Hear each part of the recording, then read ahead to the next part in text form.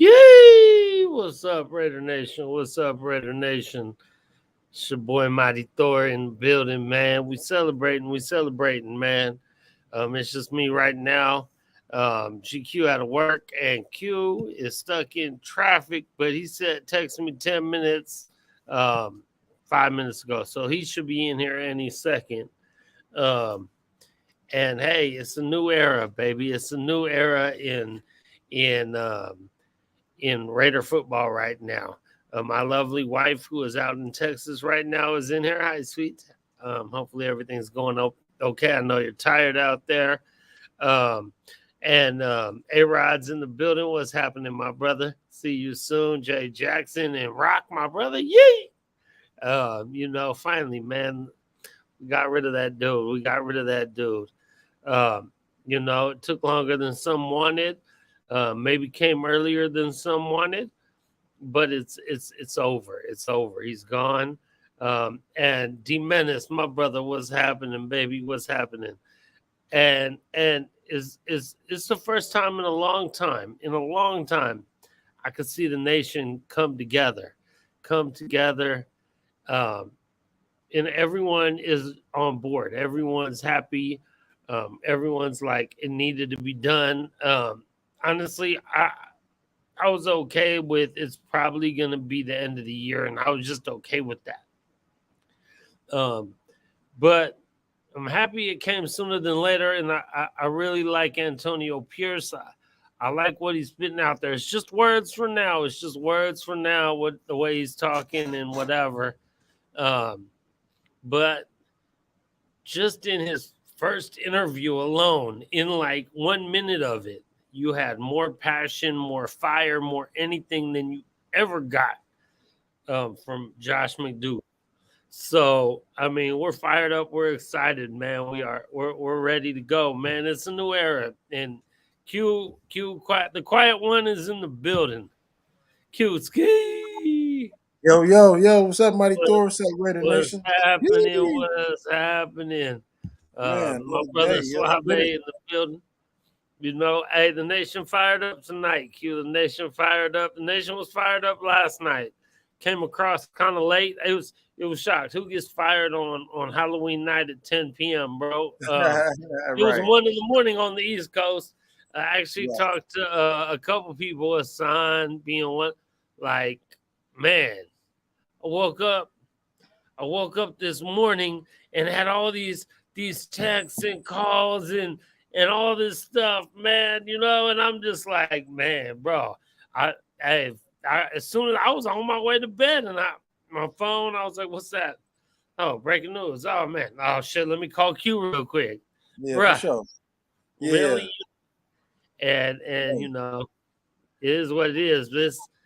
It's like I said, man. Like people thought it should have came earlier. Honestly, did not expect it to come right until after the season or maybe week 12, 13 if it was super bad. Um, but everyone could say everyone is. I'm not saying celebrating. No one wants to celebrate someone getting fired. That's terrible. right, Um, right. I mean, good luck to him and his family and Definitely. Ziegler and their family. Um, they're gonna be all right though. They got millions of dollars and they're gonna keep getting paid. So whatever. But For sure. Yeah, they'll be all right. They'll be all I mean, I'm just happy this team can hopefully now come together and fight for something. We You saw it know what's before. crazy? I don't, you know me, Thor. We've been doing this for a long time, and I rarely ever be super mad at coaches. I've been, Raider Mhm. Nation, everybody been mad at coaches. I'm rarely mad at coaches. Never rarely blame coaches, but just was bad. It was just bad. The play calling, the predictability, it was just bad. It took me back to the Art Shell with the bed and breakfast offensive coordinator. Like, what are Right. we doing? And as bad as it was, we had winnable games. We're in every game. You know Every what I game. mean? So, yeah. I So it mean, was outside of Buffalo, but outside of Buffalo, and it's still at the half. I think it was a 7 point game. It just right, got away right. from us in the Yeah. second half. But Hmm. but the defense been playing better, man. The offense. would show glimpses of signs, but he just wasn't running the ball. I don't understand. Like, you got a 1,600-yard rusher. We got to run the ball, bro. bro. Just I mean, honestly, the D people, if they want to complain about the D, but you ain't running the ball, man. You out there and going 3 and out in 45 seconds, a minute, something because you ain't running yes. the ball, man. I Yeah, that's mean, not. the D did everything they could in this last game. They did everything they could in this last game. They gave up whatever, like double plus the yardage that we put up. However, the motherfuckers ran like double plus the 40. play, so they should have, Yeah, right, right? right. And they ran the ball 43 times. And when it wasn't working, they continued to run. You know Yep, what I yep, mean? And when they yep. was just getting 1 and 2 and 3 yards, they continued to run, and that's big. You gotta Hmm. put your you gotta put your stamp on the game. I Yep, believe the yep. last two games the other teams have had to play the play calling I felt we needed. You Yes. finally get Jake in this last game, man. You finally get Jacobs going, man. On the drive, the only drive that the offense scored on, got in field goal range on the only drive. Jacobs Right. carried the ball 6 or 7 times for and got a touchdown. Ain't got the touch. Ain't got the touch. Yes. And then we end up with 15. He ends up with 15 carries. Bro. And half of them was on that drive. Like, it's Bruh. just not rocket science. Right, right, exactly, bro. And that's the kind of thing that frustrated everyone with McDaniels or whatever you want to call him, McDummy, McDougal, whatever. But it was way too predictable because we can admit that the leading rusher in the league should be getting more carries. Facts. The limited amount of carries he had, though, they were so predictable. Like, bro, we sitting out here. I mean, whatever. I mean, we're football guys. We know football, whatever. But we ain't coaches in the league or something like that. How we be knowing? Like, how do we How know? we And know? like every play, it's so predictable. So it had to happen. Everyone saw it. No matter what side of the fence you were on, everyone saw it needed to happen. And I'm with you. And to someone's point in the chat, Reef, the Lions could have scored 40 if not for the defense. The fact Right. that they held them to the first, they got held them to 3 field goals. We went for it on the 30-yard line, whether you liked it or not. But then the defense held them again Yeah. to a Yeah. field goal. They kept us in the game. They scored. The defense scored points, 3 turnovers, and a touchdown. Man, come on, man. That was you can't disrespect the defensive. It was sad to see the defensive effort disrespected with that L the way that game went. Exactly. Exactly. A few more people are in the chat. Johnny Webb Jr. was happening. Freddie, my homie All in right, the Franny. Reef, as you mentioned, is in here. So I'm just trying to say, Vega, my brother, yee. All Yeah, our East Coast people in the building, man. You know man. what I'm Rock, saying? And let's A-Line. see Rock in here, man. Because like Rock said, he was out there to witness that debacle in Detroit. And Rock just be showing up at games everywhere, man. I Show up love that about Rock. everywhere. I mean, Rock just be showing up, man. He just pop up. You never know. Rock might just pop up on Sunday. He You never might know, pop bro. anywhere we go, and Rock might pop up because he a real Raider fan. And this is the And thing, fun, the rock, boy. man. That's my Yeah. guy. Hey, man, I love Rock, man. Rock is the man, bro. I mean, he's one of them dudes that was out there with us in Superhood and in the parking lot. Bro, for man, love you too, my brother. We love you too, Yes, bro. sir. For sure. I mean, but for all them years, man, I remember after seasons. This is part of the thing I talk about in stuff we talk about after seasons, like damn near homies be out there hugging, crying because we know we probably ain't seen a lot of our cats until next Raider season. And that's how emotional and how hard it was for us because we was family. We real family. Like we've Most grown to be definitely. family. I mean, I know Rock been out here on a layover for like 8, 10 hours. Will come to the house and kick it, and you know what I'm saying. So just man, I'm glad to see you in here tonight, brother, and I'm glad you're here talking and the nation can celebrate, man. We can celebrate. I mean, we take whatever small celebrations we can get, bro. Whatever we can get, man. I'm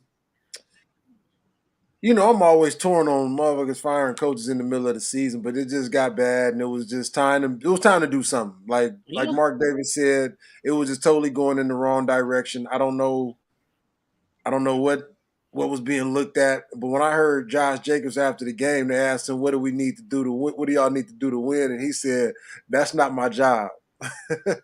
I said, "Uh oh, uh Mm-hmm. oh, something's coming." Because to Huh. their credit, man, as bad as whatever was going, they always came out and said the right stuff. But you really saw the frustration from everyone Mm-hmm. Monday night. It was just you couldn't contain it. You're And right. so Right. so here we are, and I like, the Antonio Pierce, man. That was when Thor hit me last night and told me who the coach was gonna be. I was good with it, man. I was, hoping it wouldn't. I was good with Antonio Pierce, man. He's been climbing the coaching ranks. I know he was at Arizona State with Herm Edwards as the linebacker coach, defensive coordinator. Excuse me. I liked him as a player, just his passion. When I listened to his press conference earlier today, just the passion was there. Bro. I love that. Bro. Hey. So I know you was maybe 3, 4 minutes behind me. So when I started that's the first thing I said, man. When I watched that presser today, bro, within like a minute and a half, 2 minutes, I swear, that was more passion and more like just love for the nation, for the team, for everything. I saw in 1 to 2 minutes than I ever saw even close to of the last dude, man. So bro, you got to be happy with that. You got to.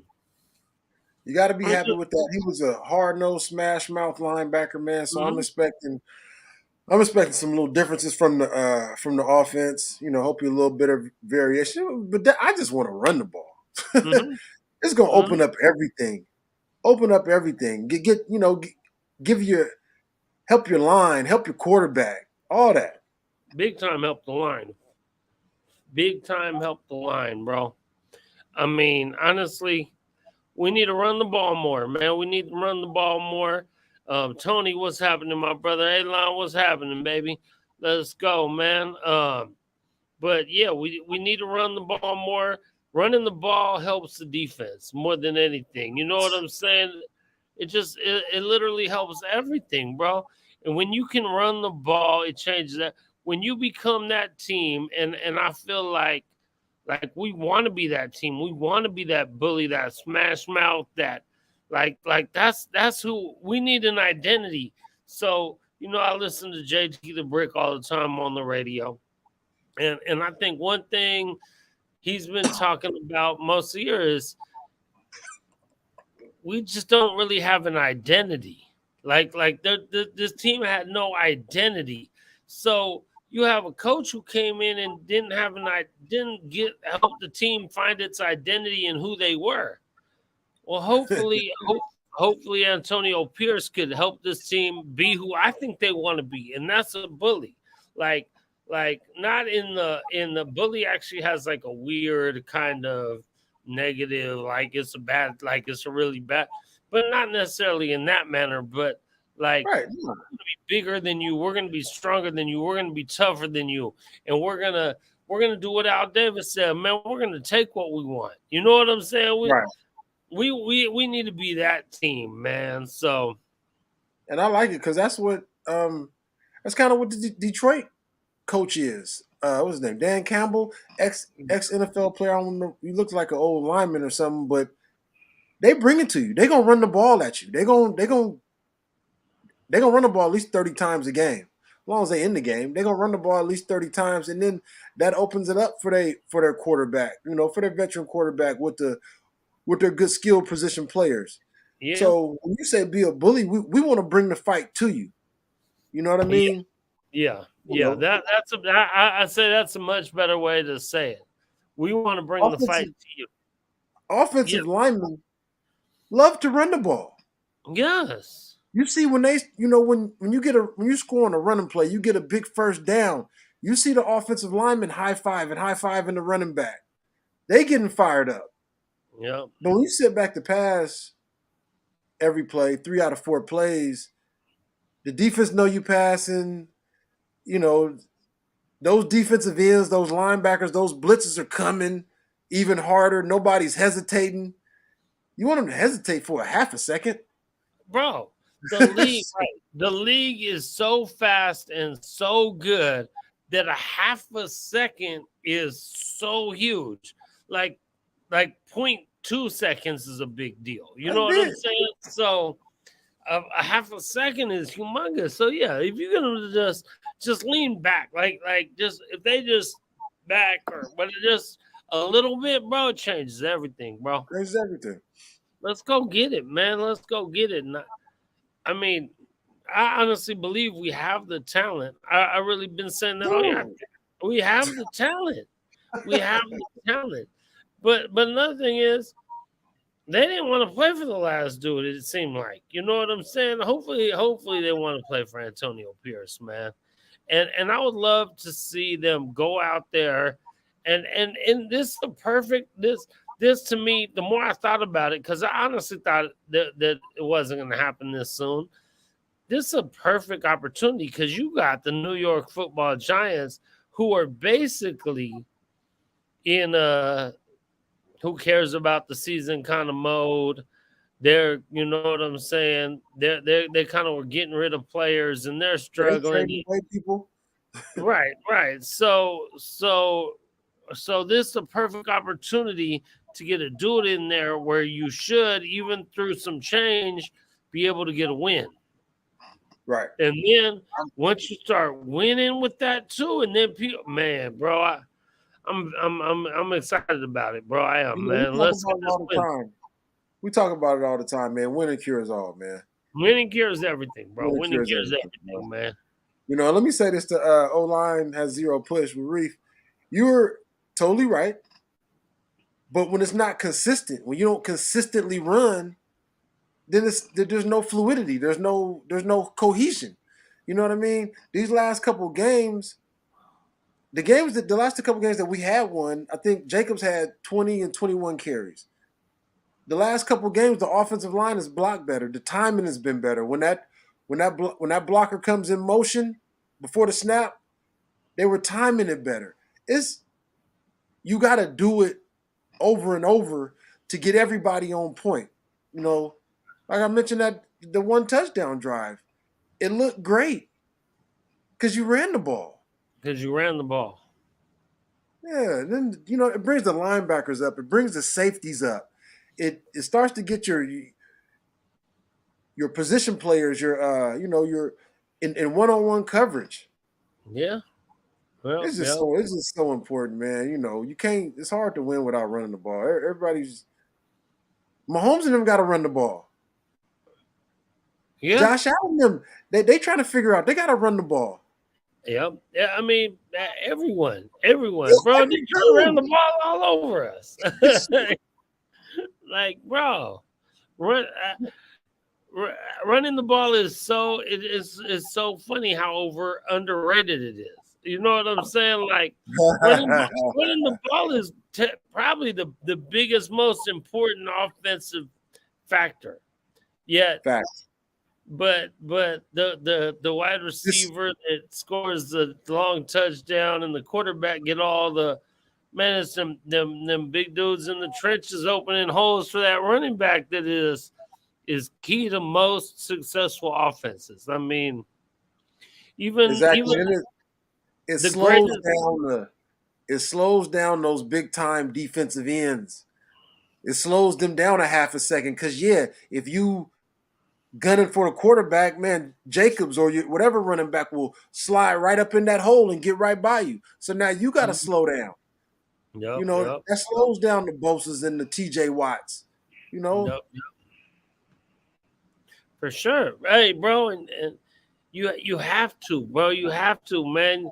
You like the. I mean, let's just think about Max because he's on our team. How good and how fast and how strong he is. If if you can't slow, obviously there's the Max and the Bosas and all these dudes. Let's go, Steph. My bad. Warriors just took the lead by one with 30 seconds to go. Uh, but but you got to slow these dudes down, bro. You have to. So what you're saying is so key, bro. It's so key, man. I mean, I'm excited. No way. Okay, I'm excited. I'm excited. I'm excited. I'm excited, man. I'm excited to see a new. I'm excited to see what the new regime can do and how the players will. Respond. Clay, Yeah. Clay fired a shot with point 0.2 seconds left. Nice. Ah, Yes, sir. let's go. Let's go, Clay. My bad, guys. My bad, guys. I was a little distracted for a second with this game right here. Um, and Graf, man, I know you probably ain't watching the show right now, but I hope you're watching this game right here, motherfucker. For sure. Let's go. Let's go. Um, but my bad, Q, my bad. But Oh but no, it's let's all good. I let's just go, Raiders. Let's go, man. The Basaccia when Basaccia came in and did what he did to get us into the playoffs, and then he don't get a shot. I would love Antonio Pierce to be able to turn it around, get us in. It's not over, man. It's like that. That's why I didn't think the firing was gonna happen. Cause sitting at 3-5 is not good. But season ain't over by a long shot. It's not no, over no, by a long shot, bro. You got no, two home games coming up. You win those and get to 5-5. Like we just want to talk about one game at a time, right? But you win those and get to 5-5, and you're right in the middle of the hunt. Obviously, the last 7 are tough, but all games are tough. It's the all NFL. games are tough. Yeah, all All games games are are tough. tough. It's the NFL, man. It's hard to win. You know, So um, I'm like, we have a let's go. very winnable game coming up. Let's beat the Giants. Mm-hmm. Um, let's run the ball. Let's protect the rookie quarterback Yes, and yes, go from yes. there. Let's go. Let's go, man. I mean, run. That's another thing. Running the ball is gonna definitely help protect the rookie quarterback. Like he obviously was not ready that game. He was forced to play in San Diego or LA or wherever the fuck we were at when we were at that game. I don't Um, even all the way like at the beginning. I of course he was first start ever in the NFL right. week 4. So the first half he looked a little shook. The shit was too fast for him. Yeah. In the second half, to me, when he Mm-hmm. started bringing them back, and they got all the way, had a chance to tie the game up. He hit Devontae 4th and 10. I saw the game slow down for him, which is also why I was very disappointed that they didn't give him the start in Chicago. You want to build on that, you know. Mm-hmm. You trade. He's one of the people you traded up to get. You know Mm-hmm. what I mean? And I like what he brought to the table. Right. So Right. so you Right. know, Right. And it's let coming, me let man. me Johnny Webb, my brother. I see a comment here, and I'm a comment on this comment because I feel what you're saying. However, I do disagree because we don't know. I mean, Antonio Pierce obviously played in the league for a long time. Like you mentioned, he was at Arizona State. He was here. He was there. Like the way the league is set up, obviously we've seen it. Josh McDaniel should not have been in a position to be a head coach as far as we're all concerned. Um, but he been around. It's kind of like you know how it is in life where where it's more who you know and who whatever. Like you can get into a lot of places just from who you know. So for whatever. Like Josh McDaniels was under Bill Belichick forever, but before that he was garbage. Then he went to Belichick, and they did great because he had Tom Brady and whatever for whatever reason, and Right. so now he's that guy. Well, we just don't know yet, man. So like Reef is saying, and like I'm saying too, if he can turn this team around, I said, Reef, I actually said the exact same thing today to someone I was talking to. If we end up going 9-8 and miss the playoffs by a game or whatever, I'm gonna be upset that we missed the playoffs a little bit, but I'm not gonna be too mad. And I believe that Pierce definitely deserves a shot. He definitely deserves a shot at that point. Um, so I mean, Let me say this too to Johnny Webb. No, I don't think it's hating. You just stating mhm, your opinion, like we all are. mhm, So this is to me the difference with Bisaccia and Antonio Pierce. Antonio Pierce has been climbing the defensive, has been climbing the coaching ranks from college. I mean, defensive coordinator, linebacker coach to me is a lot different than your special teams coach. If you get on the run, as bad as we've been and looked, I don't know how we're gonna look. I'm optimistic, and I hope it works. And I hope Antonio Pierce does what I think, and the new play caller does what I think, and I hope they're going to do. But I know altogether, to me, we have a pretty decent team. I ain't saying we Super Bowl contenders, but in this AFC where every game is competitive, and if you put us in position to win, I think we have the talent to win games.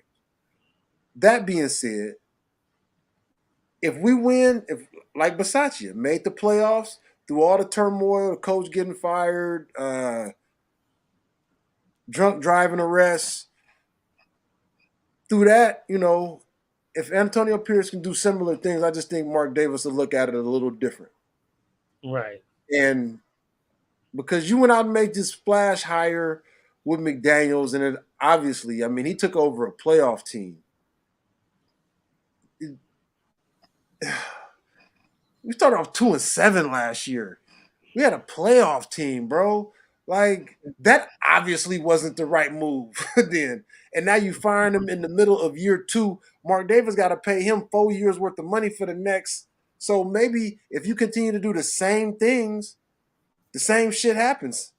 You know what I'm saying? So maybe this time, I don't know how the rest of the season is gonna go. I'm optimistic, like I said, but I hope it goes our way, and I hope he has another hard decision to make. Or you know what? Maybe I messed up last time. Maybe I'm gonna keep Pierce. Maybe I do go out and get another GM. I'm not sure, but I would just like to see some wins accumulated right, right, and go exactly. from there. But we got what are Hey, we? What are we? 3-5? Yeah. If we end up 5-12, yes, there will be a new coach and a new general manager. Yes, for right, sure. yes, yes, yes. Yes. But if we end up 9-8, though, It's right, going. right. Yeah, you're right. And I'm still like, man, let's end up 9-8 or 10-7. I'm still like that, bro, because I feel like that there's enough talent on this team, man. So and when it all comes down to it, and like you said, we don't think you're hating Johnny. We don't. Nah, nah. And again, it's just Those are opinion. Like, valid yeah, points. you have opinion. I can guarantee you my opinion and your opinion are probably exactly the same, and Quincy's opinion, I know 100%, and everyone in here. We just want to win games. We just want to Man, win games. We just want to win games, man. So if we can win some games, bro, I'll be ecstatic, bro. I'll be ecstatic, man. I mean, we'll be out there on Sunday in the parking lot acting a fool, and and and we'll be going hard all week, man. I mean, I don't know who's out here on Friday. A Rod, when do you get out here? You might not get out here till Saturday, huh?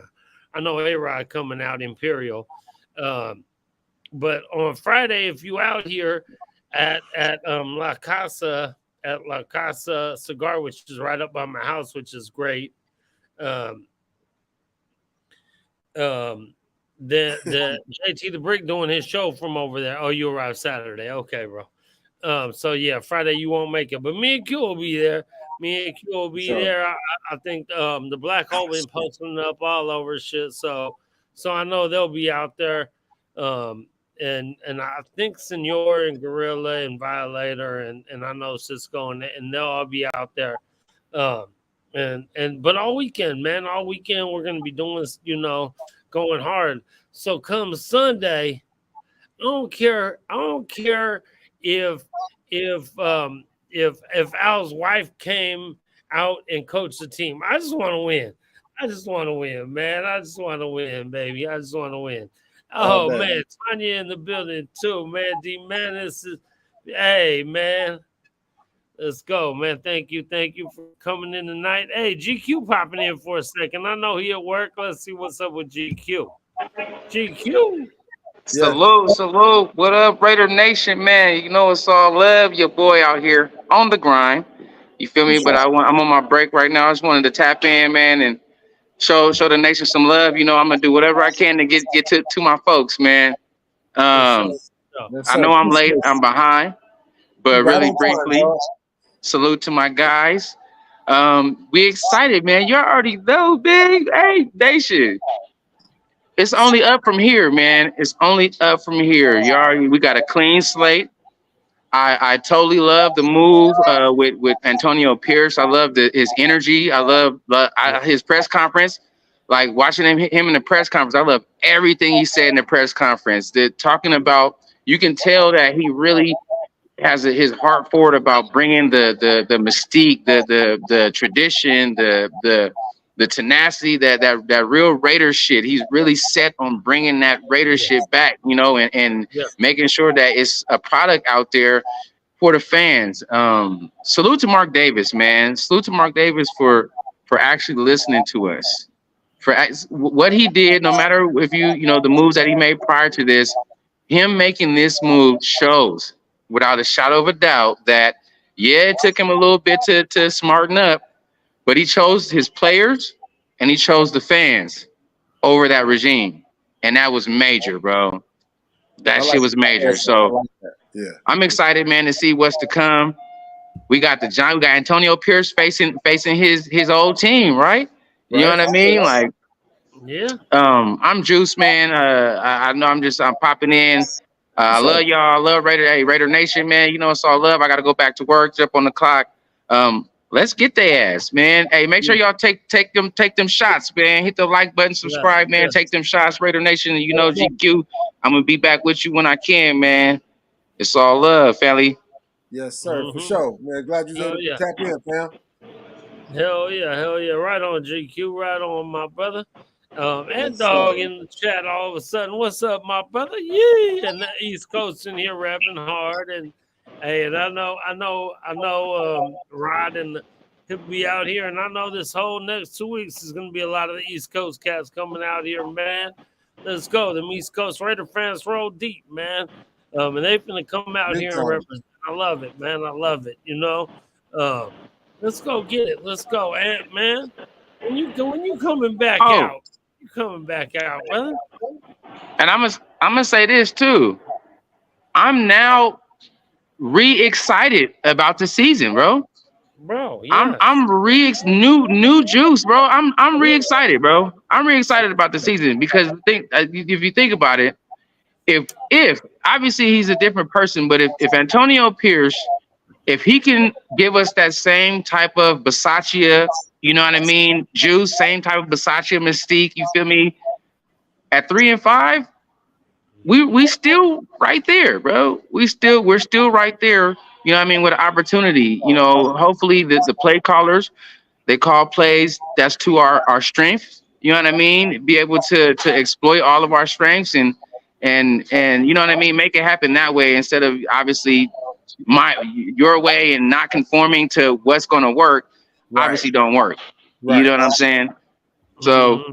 I just hope they bring that type of okay, we gonna be good at this. Let's attack what we can be good at. Let's put our players, you know, AOC, right? He's a starter. Let's put him in a position to be successful. Let's not try to make him be something that he's not. You know what I mean? Facts. Um, Facts. you know, that's just it, bro. But I'm excited and again, my head's all combobulated. I'm at this U2 concert right now. I'm trying to get my bearings. But I'm about to tap out again. I love y'all, Raider Nation, man. Take them shots. GQ Raider Nation Drinking Club. Hey, nation or nothing, baby. Nation or nothing. Let them know. Nation Yes, or sir. nothing, baby. Nation or Love nothing. y'all. Man, love For you back, sure. dog. For sure, man. Glad GQ was able to pop in for a second for sure, man. Um, let's go. Let's go, bro. Um, I just want to see.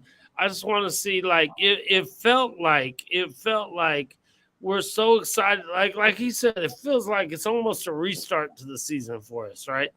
It felt like we were so fired up and excited for the season, and then we were just kind of like, ugh, really? This is what they Right, right. like this what like okay, we were letting last season just kind of go like okay, well it was just year one.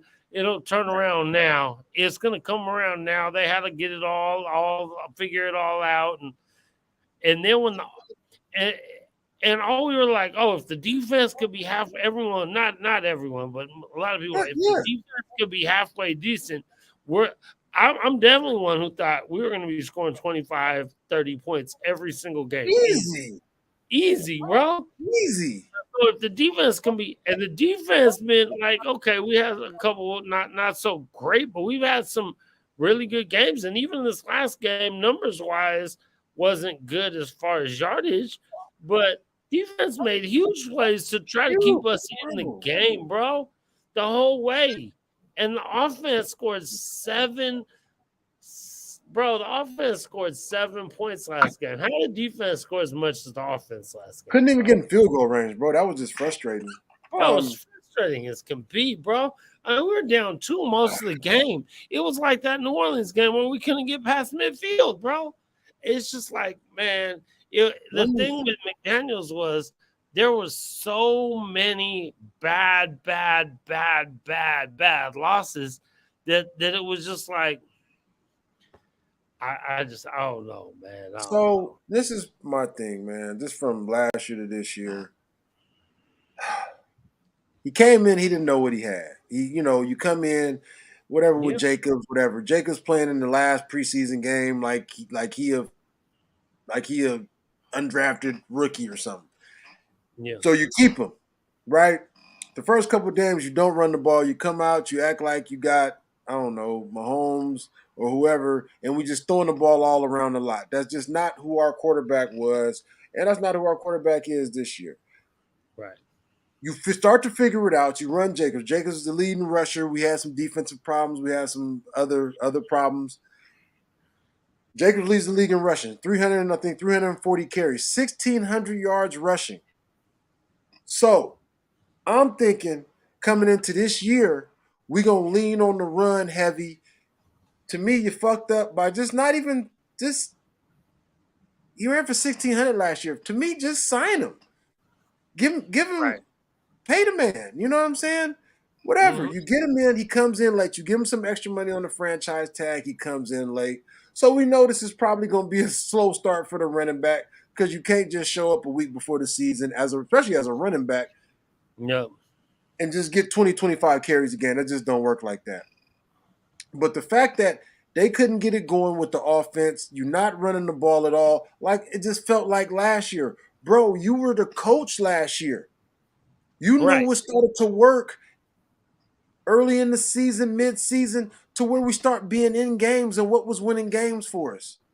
So Mm-hmm. then to come out and not run the ball at all, and everybody gonna put a lot of blame on Jimmy. I'm gonna say this: Jimmy was horrendous against Detroit. Yeah. But Right. Jimmy's not a quarterback that needs to throw the ball 40 times. He's a No. quarterback that needs a running game. Yeah. Kind of like Purdy in San Francisco, kind of like Jimmy was in San Francisco. They need the running game. They Yep. McCaffrey not running the ball that much as good or whatever for whatever reason. Now all of a sudden Purdy throwing a bunch of picks. To me it was the same shit. It was you not running the ball. So whoever you put back there, AOC, Jimmy, yeah, we know Jimmy don't have a strong arm, but Jimmy could throw the ball 20 to 30 yards downfield. You know, if you get this running game going, which he never committed to. which was just so frustrating because to me it was like, well, why did you re-sign Josh? Why did you Right. pay him $12 million for this year if you're not going to run the ball? Hey, Q, hold me down for one quick second, bro. I'll be right back. For sure, All right, cool. for sure. Well, and I'll say we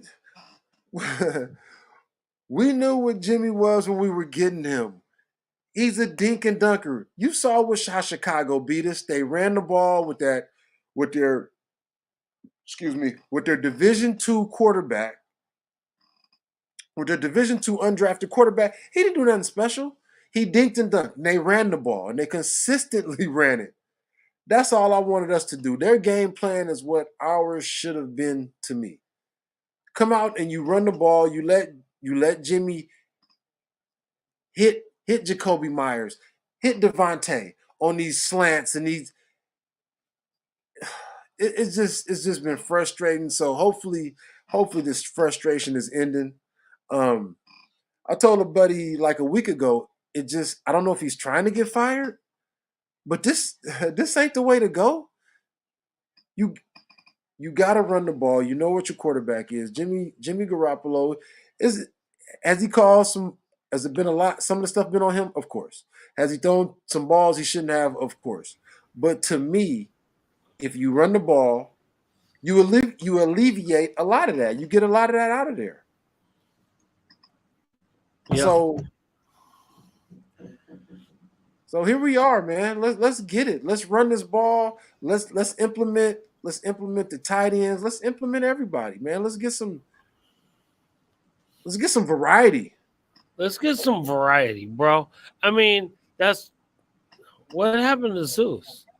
What I mean, what bro, I really want to see some more. I'm hoping now. My I'm turn, real hoping quick. now because Antonio Pierce is uh, a defensive minded kind of dude.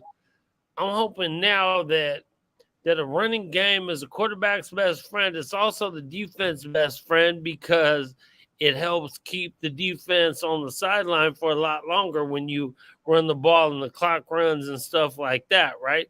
So thank you, D-Menace. Take a shot, nation. I mean, hit the like button, tell your people all that, but also literally take your shot or your drink or whatever. But the running game will help everything. So with some variety, when you talk about variety, I'm talking about having a couple backs, having double tight end sets, having just motion, just something like you watch other teams run stuff like Detroit. You watch them run stuff we should be running.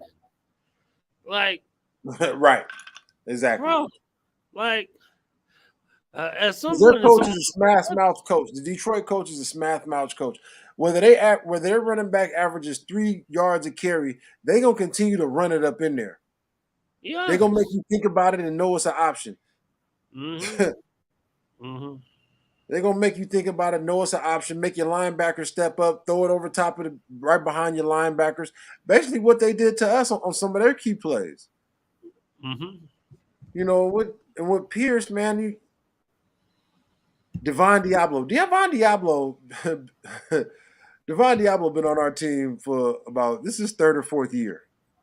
Yeah. We got Antonio Pierce, and you see his development. I mean, of course, he missed last game because of his ankle, but you see his development, and you see the Yeah. difference.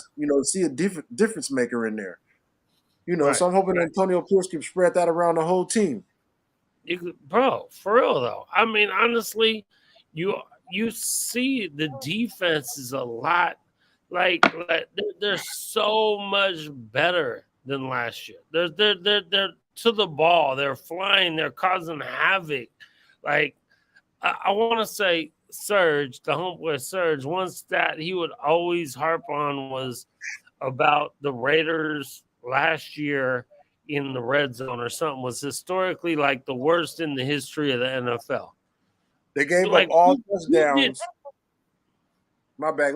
They gave up all touchdowns, and when the other team's offense got in our red zone, it was a touchdown every time except for once.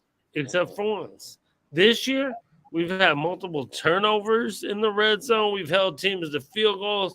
So just the urgency, just the hustle, just the havoc they're causing, you can see it, and you have to put that because it's.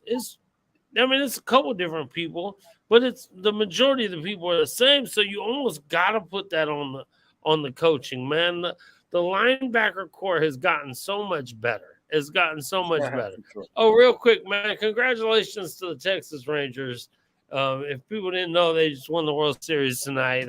No, just throwing it out there just because I saw it on on the TV right here. But For sure, for sure. And um, like Reef said, Jimmy banged up too. I doubt his back is healed. So, right, and then this last game, man, to me, Jimmy just ain't looked great all year. He ain't looked great. But Monday night he looked horrible. Like he looked shell shocked, like he was really scared to get hit. So to Reef's point, your back being banged up, he missed a week. Anybody who's had back problems, no, your back problem just don't go away in a week. That's just not how that works. So that's not how that works. As a man who that's suffered from back problems my whole life, that's not how that Yeah, works at that's all. not how that works. So to me, for the first time, really against Detroit, especially when we got down and it was late, and they had a run and they had to throw.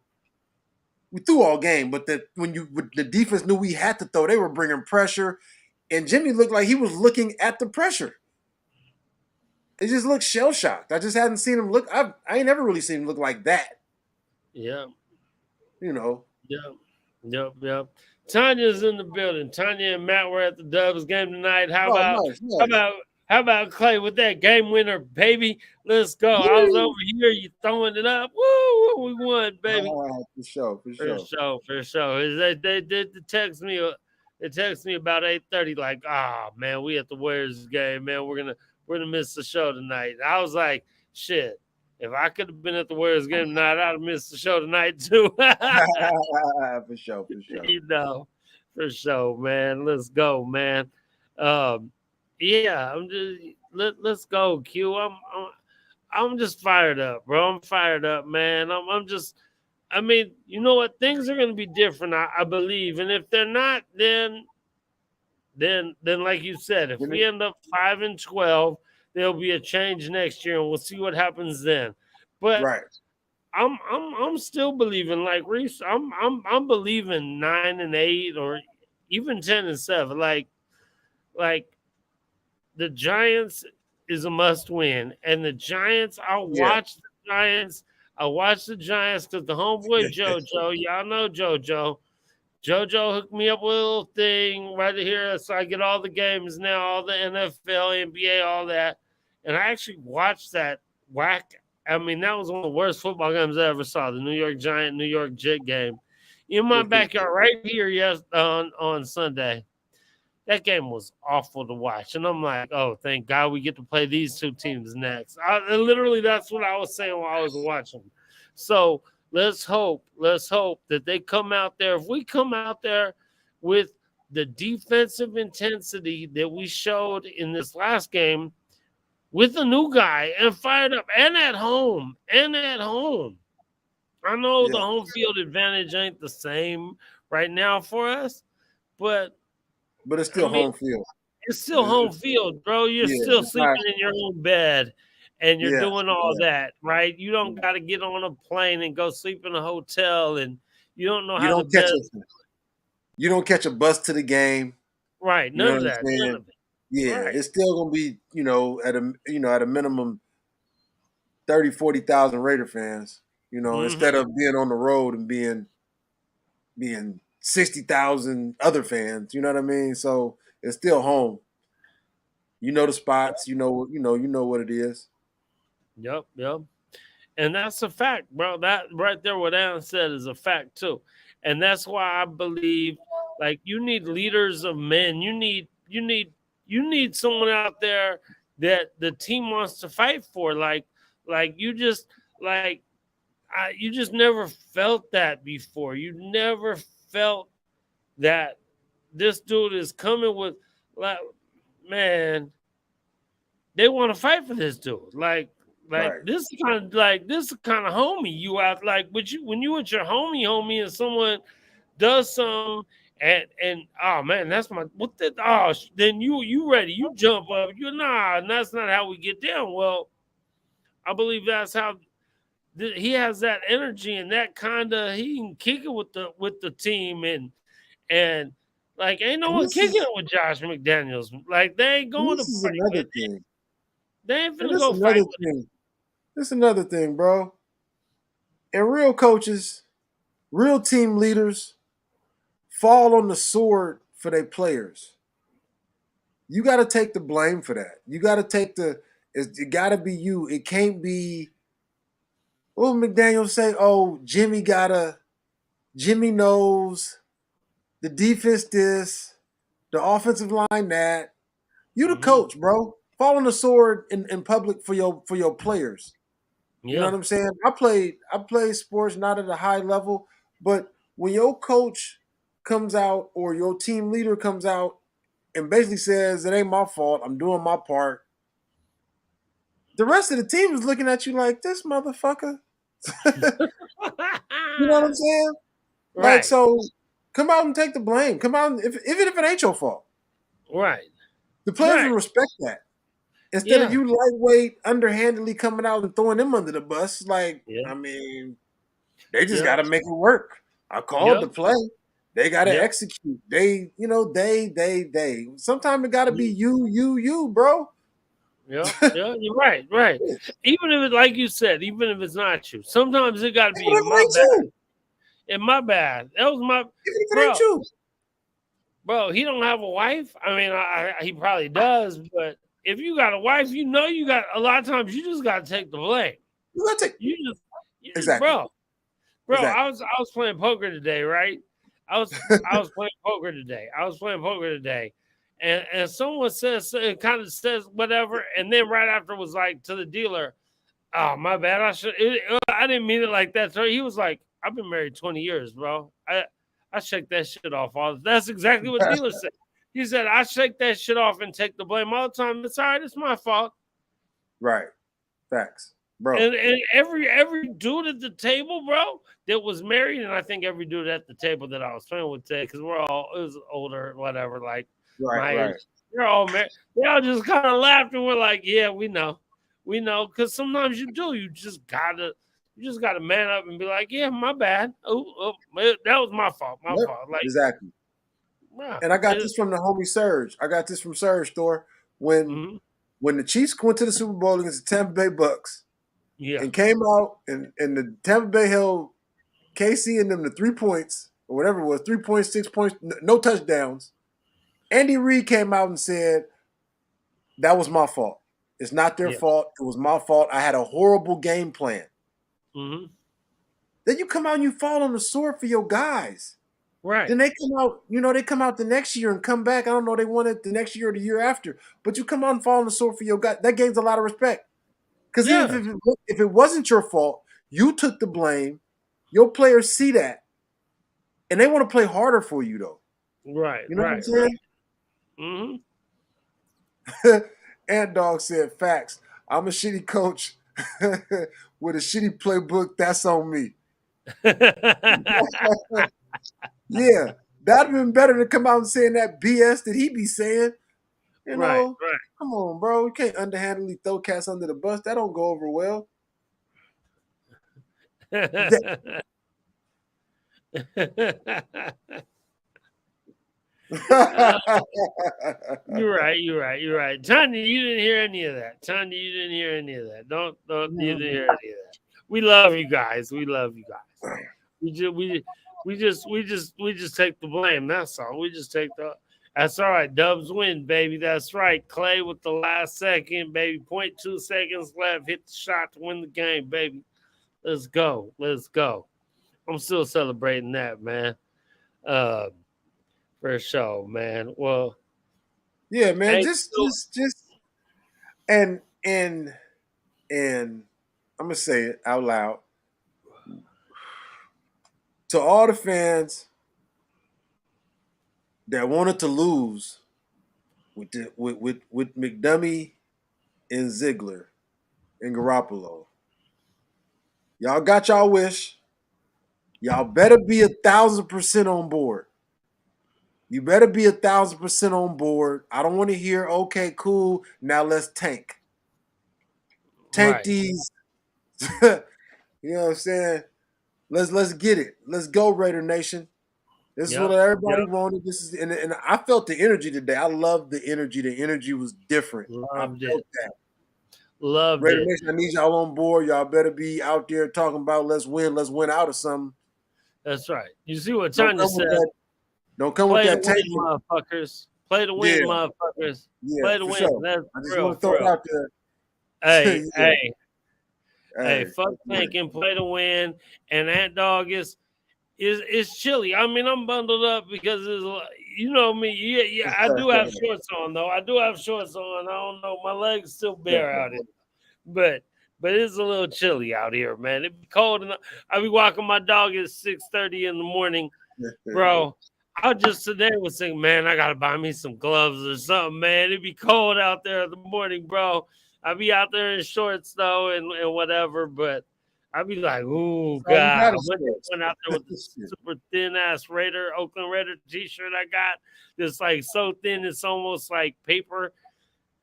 Bro, that man, I got my arms was hurting from like it felt like, oh, it was brutal, man. It's been cold out here, man. It's been cold. It's been like maybe like 40 in the morning, 40 something.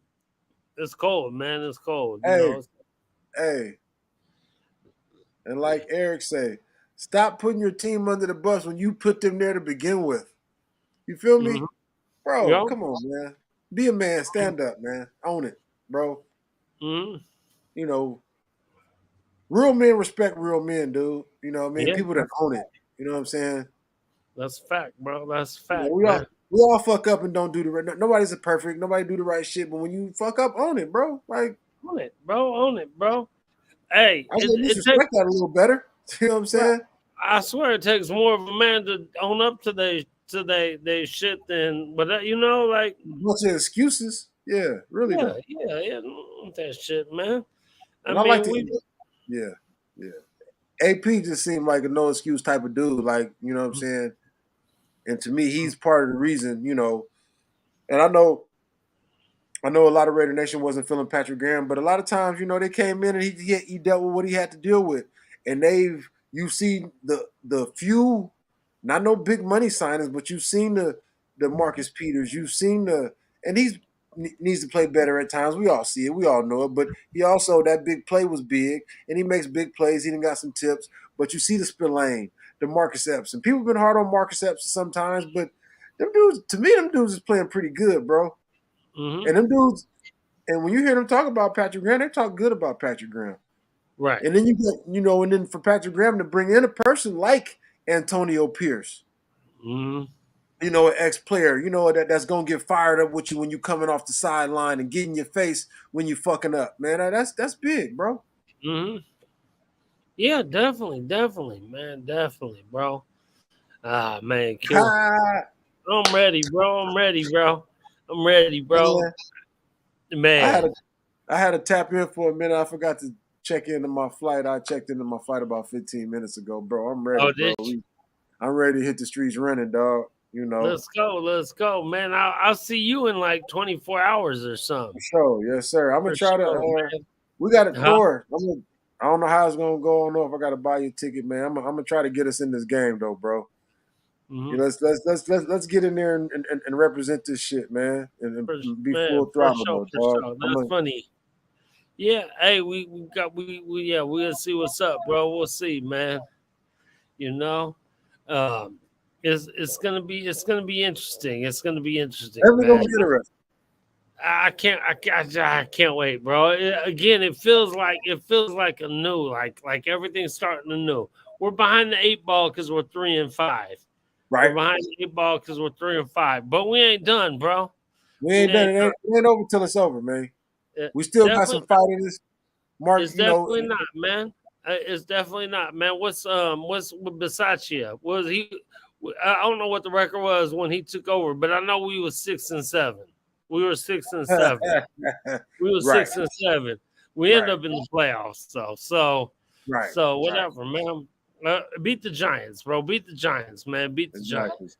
and I don't know. I think GQ's off tomorrow, so we might try to go live when you on a flight. We might, For sure, most and definitely. we'll see. You We'll like, see how hey, it works out. And if we man, do, we're gonna jump in more to the game. The game, but right now this is just about. Hey, it's like a new. It's like a and new. and Thor, like I said, you talked earlier, man. This is Raider Nation therapy. We Mm-hmm. pissed off when we lose, man. Let's come in Yeah, here and have therapy and get it out. You know what I'm saying? yeah, Be our self counselors. You know what I'm saying? yeah, And Shada, yeah. this is what I want to tap in before we tap out. GQ said, and I know we all give him a hard time, and people think that he should sell the team or somebody should take over. Shout out to Mark Davis for for for doing what needed to be done Yeah, at yeah, week 8, bro. Because he could have let this spiral out of control and we don't win another game and everybody quit and then it looks like we're tanking and now everybody wants to leave. It's like a mass exodus. You know what I'm yeah, saying? Shout out yeah. to him for making a big thing. And he the one. I don't know how this all works, but he the Right. one when you fire a coach with 4 years left on his contract, got to pay that Yeah, and got to yeah. pay the general manager for the next 4 years. Bro, and that's why I didn't think they was getting fired. Not right Dude, now. exactly. That's why I definitely So thought they wasn't getting fired. Not right now. But we hey, rarely, I rarely see anybody tip their hat to Mark Davis, but I'm glad GQ said it earlier. We all, he the butt of a lot of jokes, man. But shout out to him for doing what needs to be done and swallowing the bullet and paying out with doing what need to be done, bro. Shout out to that, and let's see where we can get to, and let's see what we can make happen. yeah, yeah. Hey, Reef, man. I don't know anyone right now for the Jets game, man. I'm trying to find tickets for myself too for that Jets game, man. I got a few New York homies coming for that Jets game. They bought they tickets already, and so I'm gonna have to find me some. We looking for tickets, bro, for that one too. So you know what I'm saying? Oh yeah, and exactly. Fuck, and you know what? That's a new thing. That's another thing, man. Fuck that shit. That we the Patriot New England Patriot West Coast. No, we the Raiders, man.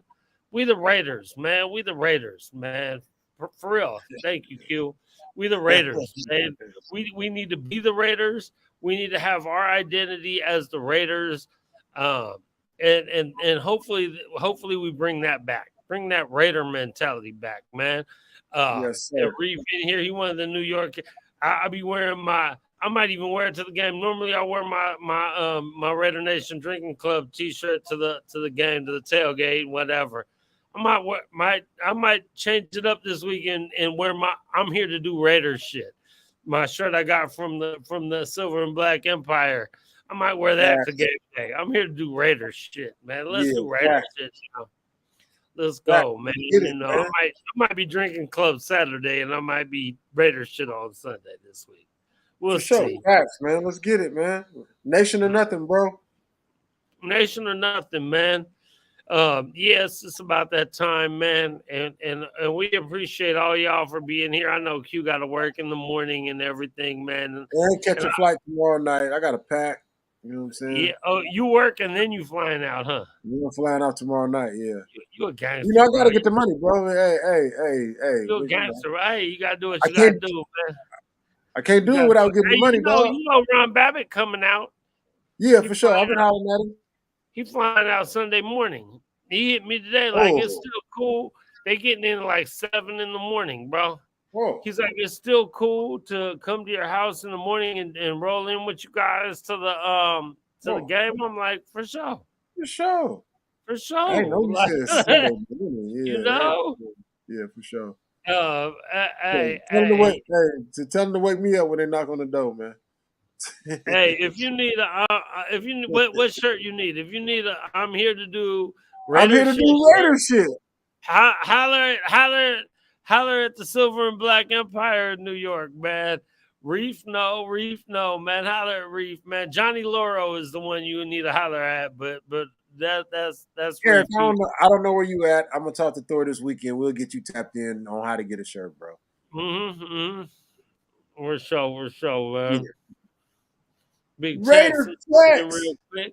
Tex in the building real quick. Man, let me Uh, get 2 minutes to talk to Tex. Tex, you coming to the game? When you coming out? You coming for the Giants? What's going on with you, fam?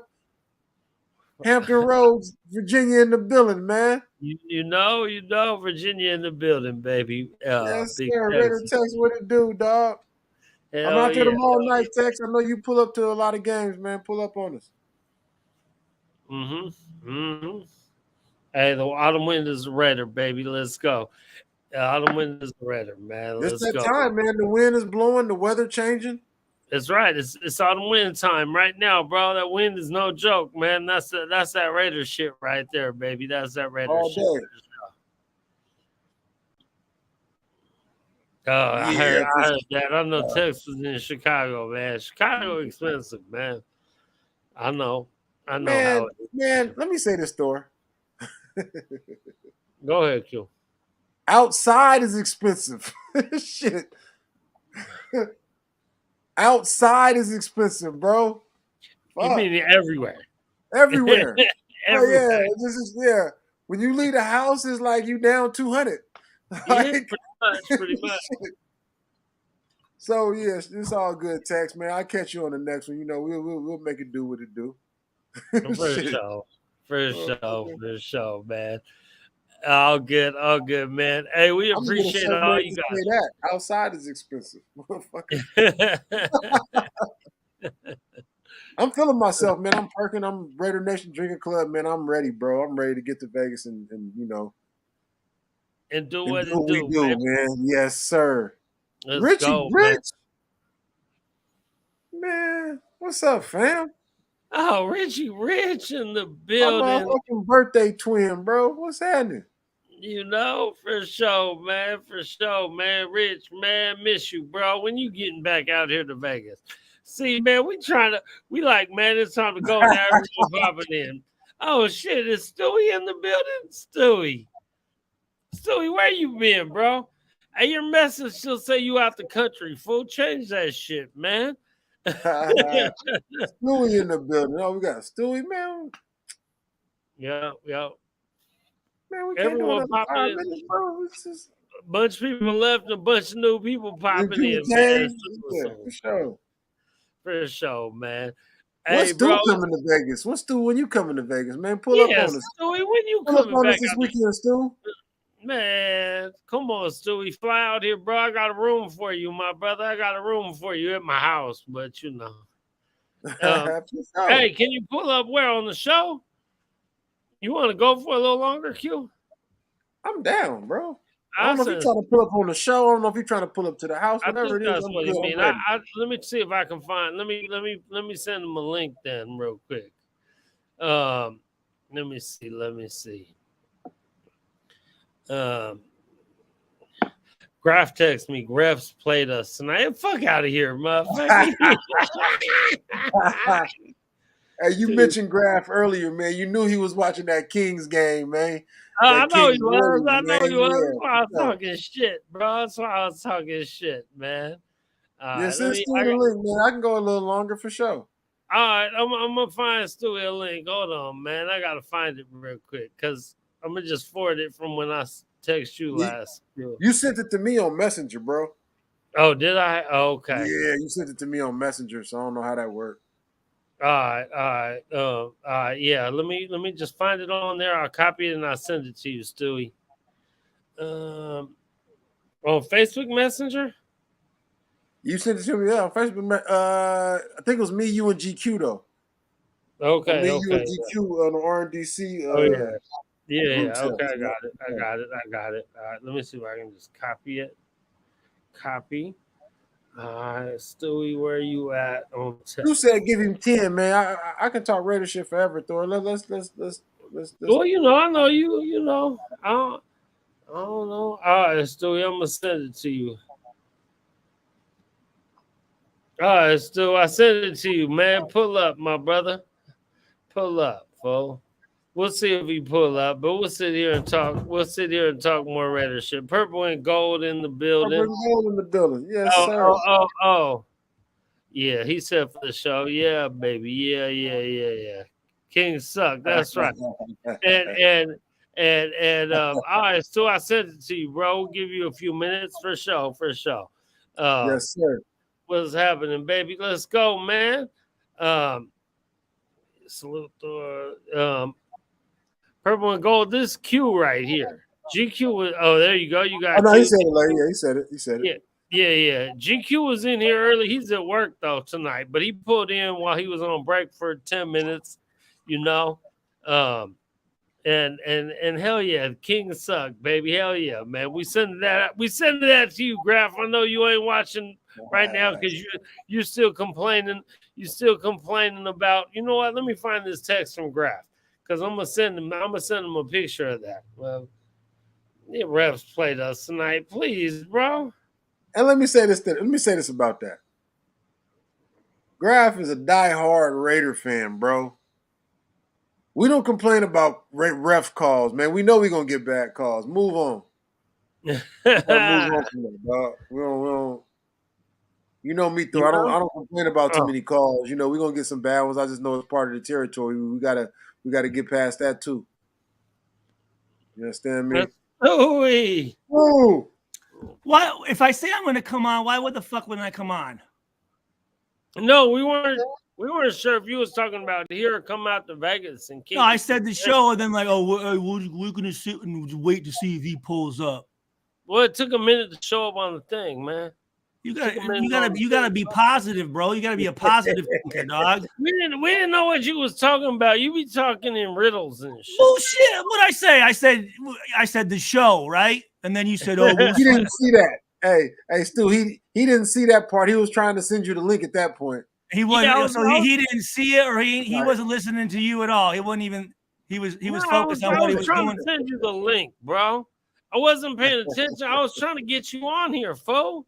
Give me a break, bro. Give me a break, man. Let me pour. You know how to bust your fucking chops, man. Got to. You know that's what we do. Exactly. Hey, yeah. So, I actually I had an old. I found a bunch of my old Reebok gear, dude. So I found this bad. I got this when we played in the Hall of Fame game, little Raiders Reebok, and then I found some of my old Reebok hats, dude. So I'm going back to the fucking days when people played football just like our new head coach is doing, man. I'm fucking pumped. Yeah, man, exactly. Bro, for real. I had a chance to play with him when I played for the Giants. He played, and yeah, dude, I'm excited. I'm gonna do a deep dive tomorrow with Docs on his coffee and convo of his. He said a lot of good things in his post-game speech that I'm excited about. And there's just a lot of things that I think are going to be good. You know, I think that getting rid of McDaniels and Ziegler, I mean, we saw what they could do. We gave them enough time, and their shit just ain't panning out, man. You know, I mean, you look at this last game against the Lions, I mean, under 100 yards rushing and 100 yards passing. I mean, thank God. I mean, our defense held them to what? 5 field goals, making 4 plus a touchdown. Our offense has been nothing. Right. I mean, you know, because you were a defensive player. Well, I was saying, like you can say the D gave up all this yardage, but we were on Melissa. The D was on the field for I think in the halfway through the third quarter, they had already been on the field for like 65 plays or some shit. Right. And then not only that, you got to think we had a lot of punts, right? And usually defensive guys are on punt team too, so a lot of special teams. Yeah. Mm-hmm. You know, 3 and outs just kill the defense. 3 and outs kill the defense. You know, you don't even have a chance to come get water. Nope. I remember that too. I remember you'd come off, you'd sit down, you're going over corrections, punt alert, and you're like, really? Right. Shit. We got to go right back. We didn't get a first down. And then it brought back memories of the 06 offense when we were in Baltimore and Andrew Walters, nothing against him, but he got sacked 4 times in a row. This past game, they gave up 3 sacks in 1 drive. I'm like, dude, I know defense right now is like, and then you're going for it on 4th and like 15 and 20. Like, shit, bro. Right. From the 25-yard line. And we know you're not going to get it. And then you're going to put the defense. You're going to put the defense on a short ass field, which again we were in multiple games like that, where I remember Rob Ryan was, Art Shell, you punt that fucking ball. You ain't gonna make this shit and put my defense in a bad position. That's how we would lose games, like against the Houston Texans in 2006 when they finished with negative 5 yards passing and they still beat us because our offense we'd start, dude. Texans would start their drive on like the R40. You know what I'm saying? So that's automatic points, you know.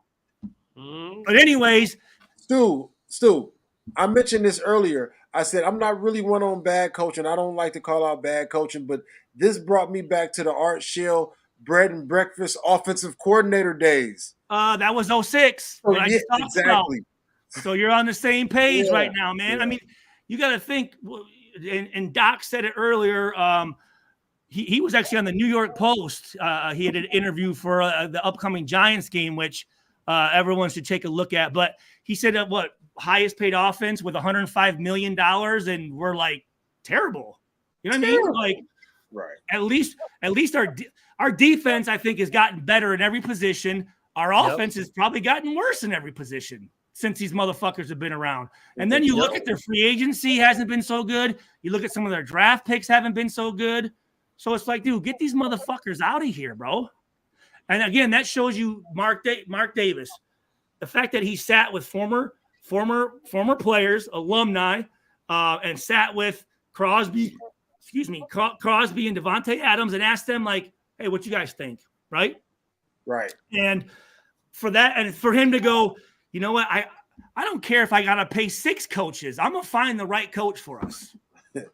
And one thing I talked about, that's why moving – oh, shit, where'd he go? That's why moving to Vegas was so pivotal, because we went from the lower 2 or 3 teams of team earnings always year after year to one of the top 3 team earnings. So we got the money. That's what Vegas allows us to do, right? So I love it. I love – and here's the other thing. I love seeing former players get a chance at that head coaching job, because it's very hard for us as former players to even get a position coach job, because these coaches most of the time are super insecure and they want to hire people around them that know less than football so that they can fucking control and micromanage everything. Right. And they're scared if you bring another player in that, well, you know, shit, he's probably going to take my job. And it's like, no, like as a head coach, and one thing, Joe Tiller, who I have a ton of respect for, who was my college coach, God rest his soul. I remember he talked to me one time. He said, Stu, he goes, you know, I'm probably not the best football coach, but you know what I do? I hire the best football coaches and then I manage them. Right. Facts. Like, that's what a coach's job is, bro. Like, that's smart. You hire motherfuckers that know it the best, and then you do the media, you set the culture. You know, you have a say on what players to bring in, that type of thing. But you don't need to sit there and try to coach every position, because, to be honest with you, you don't look like you know shit. You know? You spread yourself too thin, and the head coach is supposed to delegate.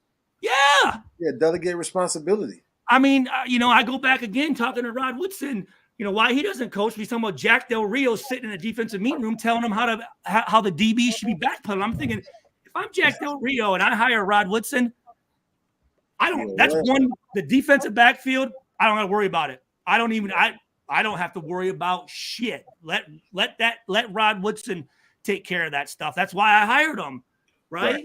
So, exactly. But again, these coaches have egos, right? These coaches think it's about them. You know, I talked about this earlier on Doc's and Hammer show. Like, sometimes these coaches think people come to see them. No one gives a fuck about coming to see you. They're coming to see the players. That's what it's about. And you heard, I'm going to break down the press conference of Pierce and what's the other guy? The new GM or whatever. What is it? Name? Man, motherfucker, you guys are supposed to know this shit. Yeah, we just talked about it. Anyways, no, I want to break that down more. But one thing he said was, it's about the players. You know what I'm saying? And he talked about bringing back kind of that Raider way, and you can see he's a guy. I mean, you look at the head coach for the Lions, Cam Kelly. You know? Yeah, I had a chance to play with him when I was with the Lions, and it's instant credibility from a player rather than a guy like, oh, I won 5 Super Bowls, but dude, that was Belichick and Brady. That wasn't fucking you, dude. And we saw what you did in Denver, but we still gave you a second fucking chance, which we shouldn't have, but we did. And now you have a guy as a player going, no, man, I was an undrafted free agent. So as an undrafted free agent, he's not being drafted because he didn't meet the height requirement and probably speed requirement, right? But then how does a guy that doesn't make the speed and height requirement become a all-pro player and playing 2 Super Bowls and win one? Well, he does it because his football IQ is out of the roof. So he knows the play is going this way, so he doesn't have to step this way to come back this way.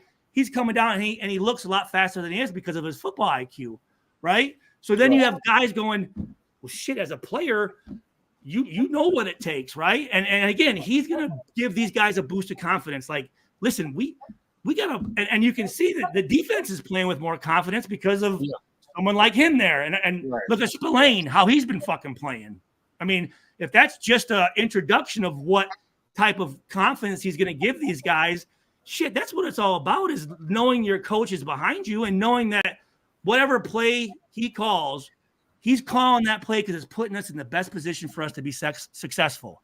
But I guarantee you, McDaniels lost that locker room, and when he would make calls, they're going, "Man, this motherfucking play ain't gonna work, man." And if they're saying that before the play even starts, it's doomed. And even, I mean, I had coaches that even if it wasn't the best call, but we believed it was the best call, shit's gonna probably work, right? But I've also been in situations where you're going, why the fuck is he calling this shit? This ain't gonna fucking work. And you know what? The higher percentage of the time, that shit didn't work. Right. But again, you have a guy that you look at. He even said it. It's about the players. It's about the players. It's about the organization. It's about the nation. Right. It's about the history. And he says, shit, I grew up a Raiders fan. Right. I mean, he's from California. And here's the deal. He didn't get handed no fucking job. He started off at coaching in his high school and then worked his way up, man. You know what I mean? So some of these guys, you're like, I'm going, how the fuck is this? Like, you look back and you're going, where did this guy come from? Well, it's the head coach's drinking buddy or the defensive coordinator's drinking buddy. And they just hire their buddies, right? Because they want people around them that are just going to agree with whatever the fuck they say. Bro, that's literally exactly, not in those words, but exactly what I was saying earlier. Like, is kind of me and you think a lot alike. Me and you think a lot alike, Thor. I know that's weird. You don't drink enough to think. We think a lot alike, but I guarantee you we don't look alike. I know that goddamn much. I know you ugly. Oh, hey, no, look.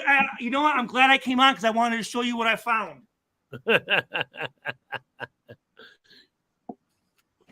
Is a picture of Stewie when he was pretty.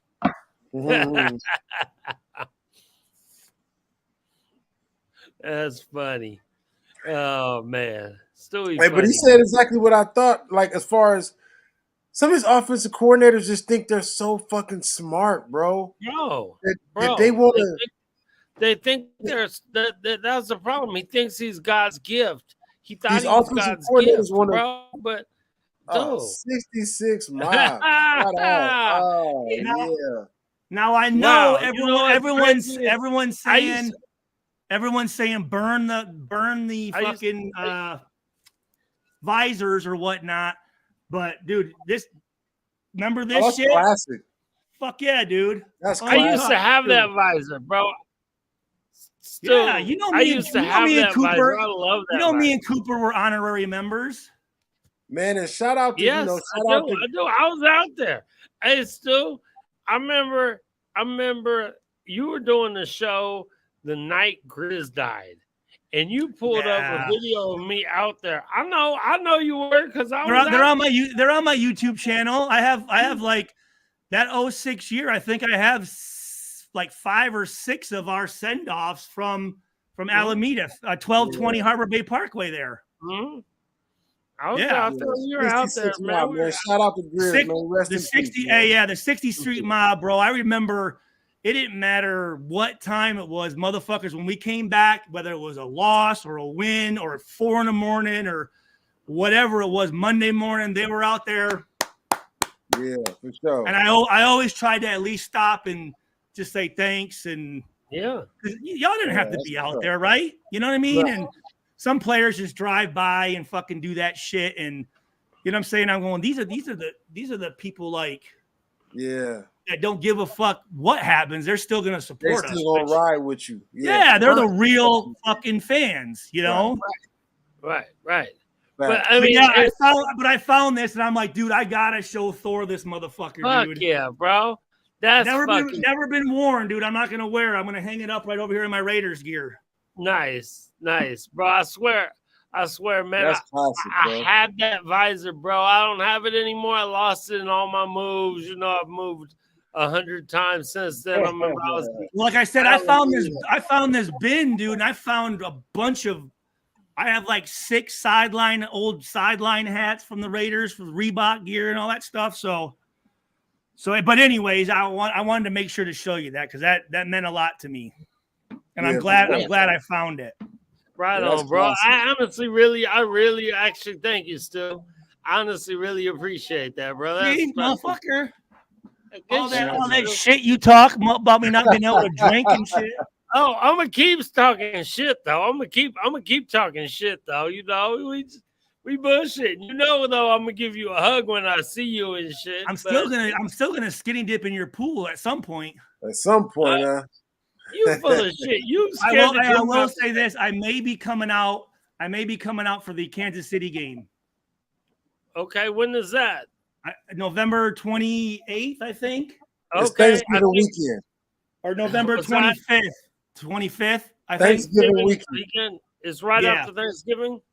Yeah. Hey, I'm gonna be out that Saturday to Sunday, and I'm bringing out my buddy Chike O'Keefer, who I've had on the show before.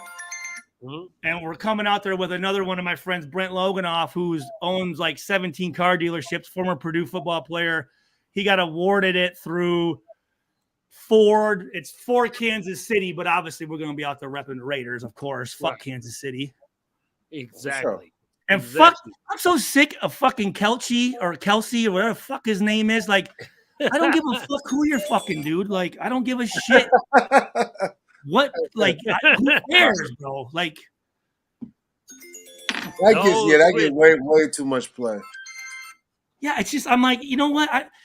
That's one thing one thing that bothers me with the media is they get so caught up on shit that has nothing to do with football. Nothing. Like, right. give FaceTime to a guy that's talk about, you know, here's a kid that came up from nothing and now he's like, give that dude some FaceTime. I don't give a fuck who they're dating, who their wife is, you know, their moms and shit. They didn't do shit. Like, talk about a guy that's on the field, a kid that, and then here's the other thing that bothers me is they'll talk about Taylor Swift and Kelsey, and they won't even give props to a kid who just made a tackle and don't even say his fucking name. Like, come on, man. Talk about these guys out here that are doing their shit, man. Right.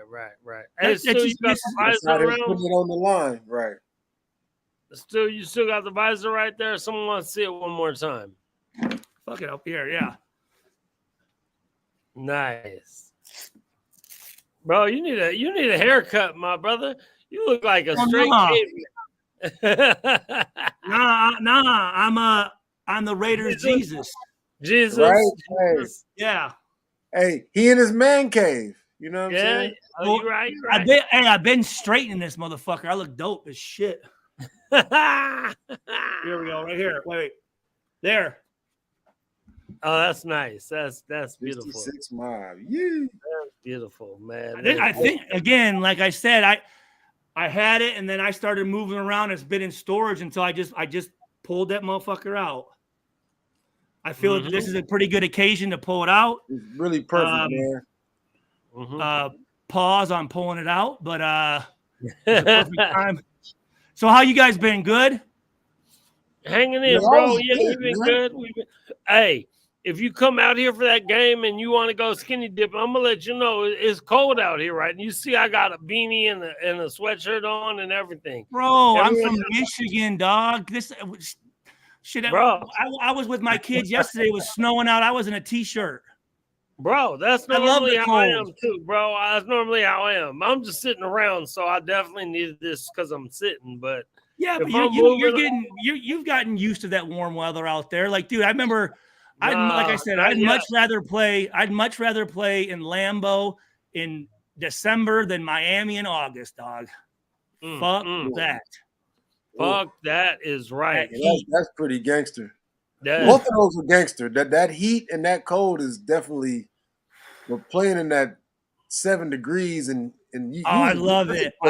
Every year our playoff games in high school, man, you could see your breath. I love that shit, man. I love it. But that hot shit, boy, woo! Bro, I remember in 2007 when we played Miami down there, and there was a huge storm. It was in August or September maybe. There was a huge storm, so it rained, and then the sun came out, dude. That field, you could how you can see like the hot weight, the vapors, the smoke, And then they had that red ass clay because the baseball team played there, and that shit was like quicksand, dude. It was a bitch. But yeah, I would the cold. What's your pool temperature? No, it's turned off right now. It's turned off. That's what I'm saying. So you go skinny dip, and I ain't gotta have a temperature. What'd you say? It's turned off. I have a heated pool, but I turned it off right now because it's expensive. Well, I was always in the cold tub, and you don't have to worry about any shrinkage on my end. All right, with the cold, I'm sure you got to probably worry about that. Thor, right? Is that why you're telling me that? I don't have to worry about that. No, I'm just telling you because when you go in and you turn blue, and someone got to save you, good luck, my brother. Good luck. Remember, I walk on water. I just told you I'm the Raiders. Oh, Jesus. yeah, you're right. I'm the new Messiah. Jump in the shallow end so you can try to walk out. I will. Don't worry about it. I've already done it. That motherfucker said the cold tub. Oh, that shit is different. The cold tub is different, dog. The cold tub would be about, I think, 50 degrees, I think, man. I had to get in that cold tub, man. Oh, it was the best. Oh yeah, you find them, bro. You find it. Ain't nearly. Thank you. You're good looking too, Thora. Thank you. Hey. So Stu. So it started. Well, we haven't done it in the last 2 weeks, but the two when we won those back-to-back games, me and we come out here and watch the games out here, and after we'd win. Me, the homegirl Fran, who else jumped in? JoJo from the Bay. We all jump in after the win, bro. You jumped in the pool?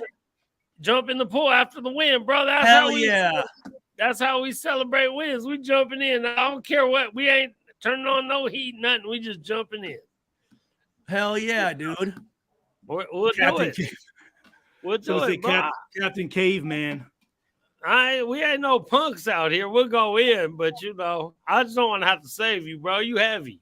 Big. Just make sure. Well, again, just don't jump in 30 minutes after eating, right? Oh, that don't mean nothing, bro.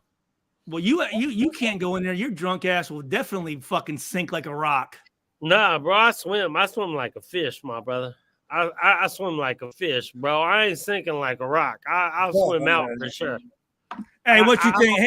Him jumping in that pool drunk like a motherfucker? I don't trust. I'm gonna put you in some floaties. Trust me, duck, I'm okay. The duck, Hey, Thor, big dude. Thor, big dude, but no, he's solid in that water though. I'm okay, bro. I swim, bro. You can go. How many times can you go back and forth underwater? It's just pull short. You know what? Right now, because I smoke too many cigars and stuff, I probably can only go one time. But back in the day, how many cigars you smoke? I mean, right now I just smoke one, but I smoke. I smoke a cigar. You smoke one a day, maybe, or every other day. I can't smoke. If I can do any type of recreational drug, but if I smoke a fucking cigar, dude, I start to sweat and I almost throw up, man. That shit hits me like hell. But I can do any other street drug and I'm fine. But you can't inhale, bro. You can't inhale. Well, yeah. I mean, yeah. Well, that's right. that's what I do. I'm smoking it like a fucking cigarette. That's pretty important on cigars. Yeah. Oof. Yeah. Before I know it, I'm fucking sweating, and I'm like, oh boy, I start spitting and shit. I'm like, oh yeah, start spitting. You know what happens if you get too drunk and then you start you forget and you'll inhale a little bit and stuff, and then you start getting. So you gotta drink. You have to drink responsibly, Thor. You gotta. I drink responsibly, sir. You see, I'm at my house. I don't drink and drive. I don't do none of that nonsense. Like if I'm out and I'm kicking it and I drink too much, I just take an Uber home and I take an Uber back to my car in the morning. See that? I don't understand why people don't like do that more. You know what I'm saying? Right. Like when I had some of my issues with DUIs when I was in Michigan, we didn't have a cab service or Uber or nothing. And I lived way out. So if I ever did go out, I get stuck in town drunk or whatever, right? So then either I stay in town, which my wife's like, where the fuck are you at? Or I drive back, and that's when you get in trouble. But if you had services, I mean, when I was a player, it was just a limo everywhere we went. If we went out and we knew we were gonna whatever, like drinks or whatever, do whatever. Yeah. Like you do, you're like literally you 5 or 6 guys, shit, you're paying like $100 for the whole night. Like, why wouldn't you do that, man? I don't. Right, yeah, that's why now I stay at home where it's safe, and mainly I just know I'm not going to be a threat to people out there because people can say whatever the fuck they want, and for whatever reason they always want to say some shit to me, and I'm like going, "What'd you say, motherfucker? Like what the fuck, man?" Oh, That's why it's only if it's a Purdue event or a Raiders event. Otherwise, I don't leave the house, man. Right. I tell you this though, you come to our house. I mean, anyone who's been to our and I house, know, and every time we come out, there's always just so much. I want to come over, but there's just there's just so much shit going on. I just haven't been able to get over there yet. And trust me, I've been wanting to, dude. Over here, bro, ain't no one like. We got couches, we got beds, we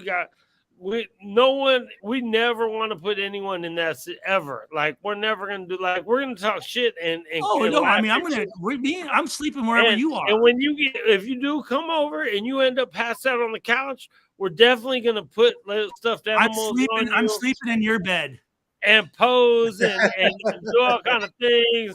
My dog might be curled up next to you and all that, and we're gonna take pictures. Usually when I go to Vegas, I usually don't sleep besides maybe like a little hour nap before something because there's just so much stuff going on. I want to make sure I see everybody and enjoy myself. So that sounds perfectly right for Vegas. Yep. Yeah. Drink some energy drinks and just keep this fucking thing rolling, man. Yeah. Hey, Stu, we drinking club. We wake up with hangovers. The best cure for a hangover is another beer or another drink. The hair of the dog, right? Yeah, that's one thing for me. I've never really, I think maybe in my whole life, maybe 3 or 4 times I've been hungover. Other than that, my body kicks it out and start over, huh? Yeah, my body processes shit different or whatever. I just remember at practice that obviously we'd go out on Sunday after a game. And then Monday we'd come in and I'd be running over Stu, what the fuck? They're all tired and shit. You know what I mean? So I always had respect for dudes that could go out and then get up the next day. And cause I'd be at the door 8 a.m. let's go again, motherfucker. They're don't answer the door. That's Stu. That motherfucker's going to have us fucking drunk again. That's why I always fucked with Burgess. Cause me and Burgess were on the kind of the same level as far as how we could keep things rolling. You know what I mean? So that's why, again, not that people that don't drink, it's just if you don't drink, I don't know if I really want to hang out with you too much. You make me nervous. What the fuck? I don't want you, you if you're not drinking, what do you, why are you out right now? And nothing against people who don't drink, but yeah, I remember when I went through a period where I wasn't drinking and I didn't really go out because I didn't want to fucking, what the fuck, what's your deal, bro? What the fuck? Yeah. What you the fucking ops over here? Fucking keeping track of everybody or something? Right. Yeah. And usually when I go out, I want everyone to enjoy it just as much as I do. So it's nah, man. If you're with us, bro, yeah, you are gonna be fucked up just like Let's all get of it. us. Yeah, for sure. I mean, We want otherwise, everybody to have a good time. Why are you going out? Why are you going out? If So, you hey, I know I probably stayed. I just wanted to come in, say what was up. How often are you guys doing your this show? You know what? We met with the last 2 weeks. We was kind of bullshit, and I've been busy and whatever, and then we just kind of was. It was my fault, but we normally do our show Monday or Tuesday night, and we should do it more. Like I said, me and Q's flying out. Hey, put up Raider text real quick though. I'm the same way. Like, bro, I don't like keep that shit to yourself, man. I mean, I get it, but fucking A, man. Like, I mean, you know what I mean? Like just because you can't hold your alcohol like an adult, you got to tell me about it. Like, what the fuck? Right. Take that shit to an AA meeting. Hey, and when you pass out at the house, bro, it's all good. But I'm gonna be waiting. Why do you want me to pass out so much at your place? Pass out, bro. Why he keeps wanting me to pass out? Like, what you? I gotta watch my drinks at your house, motherfucker. If you don't pass out, then you about it. I'm proud of you, bro. I'm proud of you. Still about that life, bro. Yeah, it's still about it. Life, okay. I'm gonna be in there fucking getting. I'm gonna be playing my Pilo and getting hyphy in that bitch. Playing some I Am Sue. HBK gang, dude. Hell yeah. Hey, wait, Heartbreak. Yeah, HBK. Yeah. Hell yeah, dude. What the fuck? Stu, let me ask you this. Let me say this real quick before we tap out. Yeah. So what I've seen on social media over the last week, it seems like a lot of ex-players were really for getting McDaniels out of there and are happy that he's out of there and get some better energy and coaching in there. Is that the consensus? Yeah. And here's the thing is what I like. And obviously, I mean, you guys have seen it in the play, right? I mean, typically the head coach is with the offense, right? So, I mean, really, we're a team, but there really is two teams, right? Like when I was with the Raiders, Rob Ryan was our head coach, right? So our mentality was off of Rob Ryan, how we played. Just like the defense is kind of, you see them getting better because of the coaching, and the offense is getting worse because they're just not buying his shit. You know, he's not a leader of men. When he talks, he's you know, the ums and the you knows, and he's just, I'm thinking that going into a game, that's your leader. Like, you're just going, man, I don't know if this guy knows what he's doing, because you're going, I don't know if he's putting me in a position for me to be my best, right? And when you start losing that with players, dude, it's over with, right? So and here's the deal. The thing about Mark is, you know, Mark sat down with these guys, sat down with former players, you know, alumni, you know, met with Crosby and Devontae Adams. And what I love is why wouldn't you get input from players? I mean, every great coach I had at times would say, hey guys, here, you know, through breaking down film, here's the game plan. But obviously, you guys are the ones out there. What do you like this? Is this, you know, you guys, is there something else? You know what I'm saying? Rather than a coach trying to put a square peg in a round hole and saying, this is what we're going to do. And players are going, well, fuck, man, that's not really what we're good at, you know, or what I'm good at, or how the offensive line is blocking, what their schemes are, or technique is. You ask the players. I mean, they've been around long enough to say, hey, coach, you know, and that's one thing that was great about Chuck Pagano when he was my defensive back coach, when I had my best years. One of my best coaches I had was, you know, when we'd sit in meetings, hey, Nnamdi, how do you feel about playing this? Or, hey, Stu and Fabian, when they're in this stack bunch, what would you guys like to play? What type of combination? Because he's going, you know, guys, yeah, we're playing thirds and quarters and halves and man, but you guys are out there, shit. If you want to have this leg up, or you want to be back this far or this close, like, shit, you're the ones out there. Do what you can. Play the game within the game. And And that's one thing that Pierce is. I keep saying it's Pierce, right? Why do I keep forgetting? Antonio Pierce, yes. Yes. AP. I wanted to say Paul Pierce, but Antonio Pierce. Paul Pierce was basketball, sir. Yeah, he's a basketball, a little weird. Anyways, no, that's one thing Antonio talked about. You know, he's gonna, and well, again, I go after Mark. Mark's taking input from everybody, and I think that's awesome. I think that's great. It doesn't mean he has to honor it, right? Just the fact that he's asking these guys, it makes you feel like you're more involved. And when you're more involved and more invested, right, it's going to be a little bit more serious to you. If you don't feel like it matters and fuck, you know, I mean, if I say this or say that, like, it doesn't matter. The coach is still going to do what we've been doing to lose games.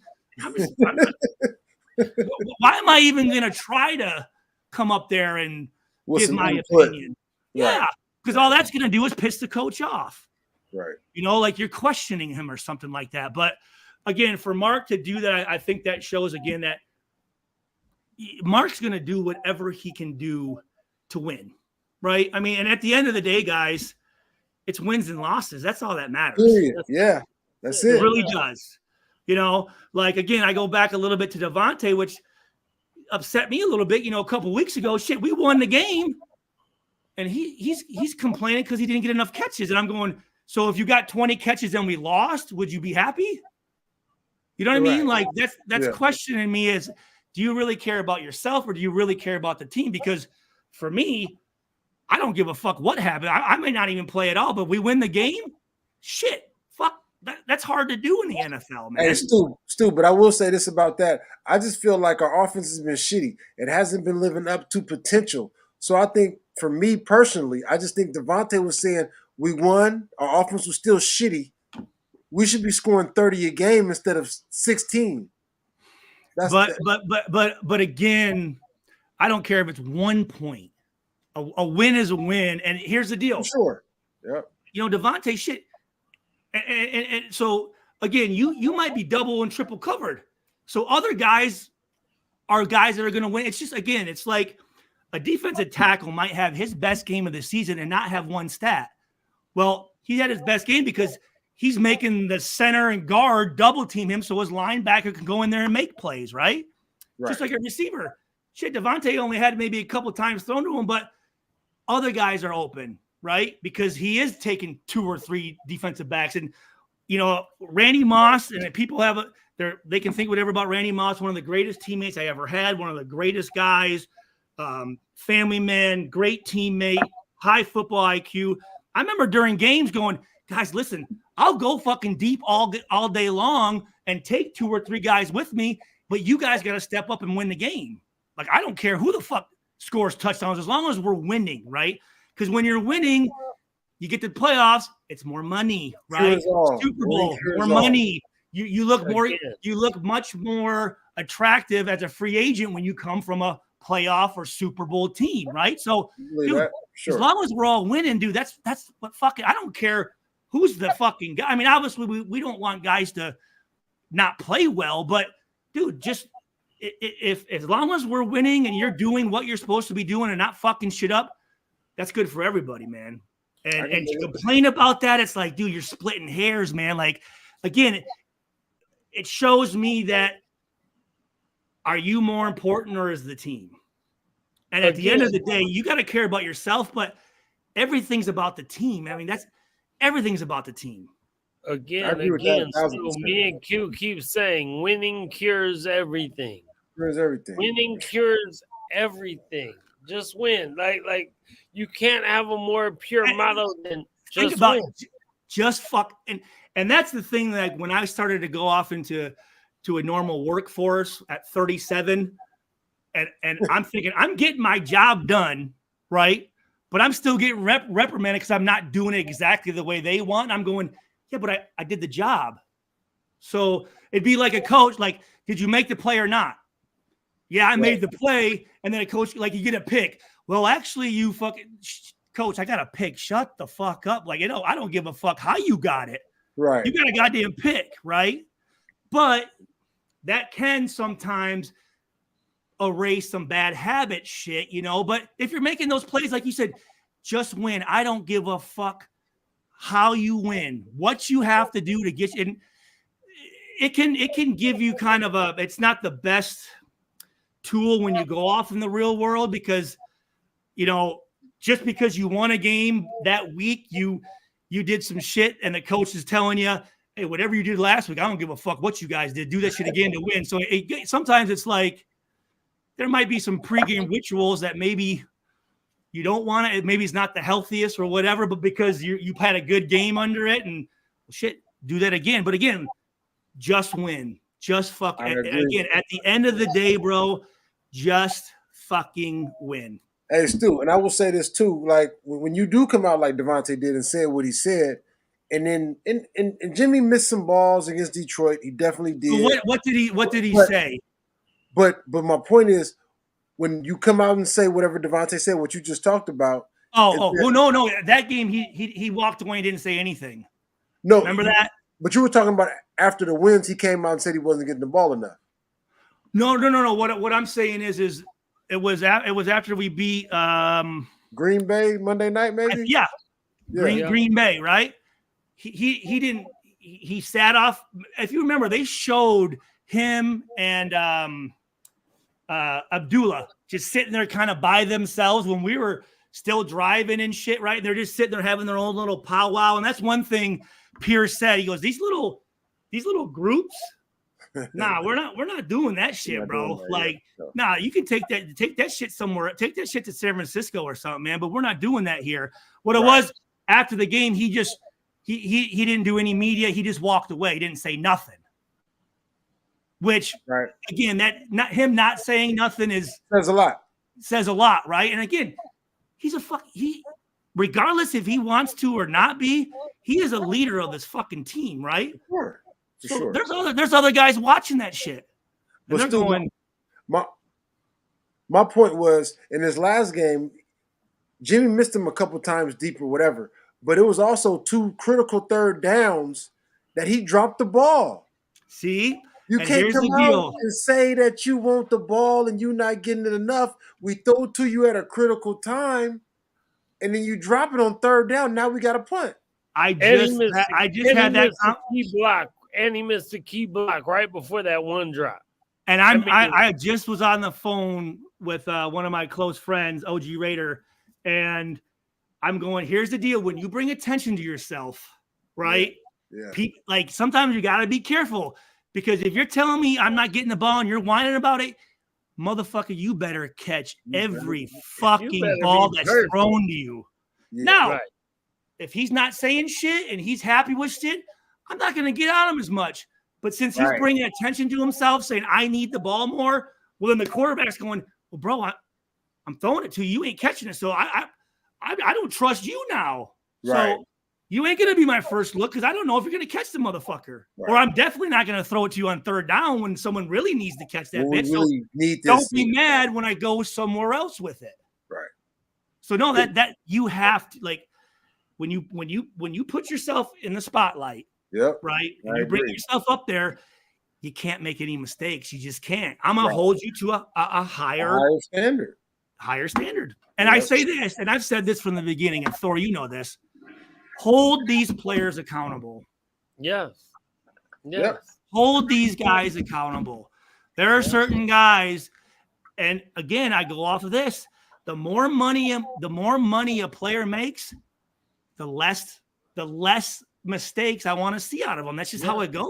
That's how it goes. Yeah, that's just what it is. 100%.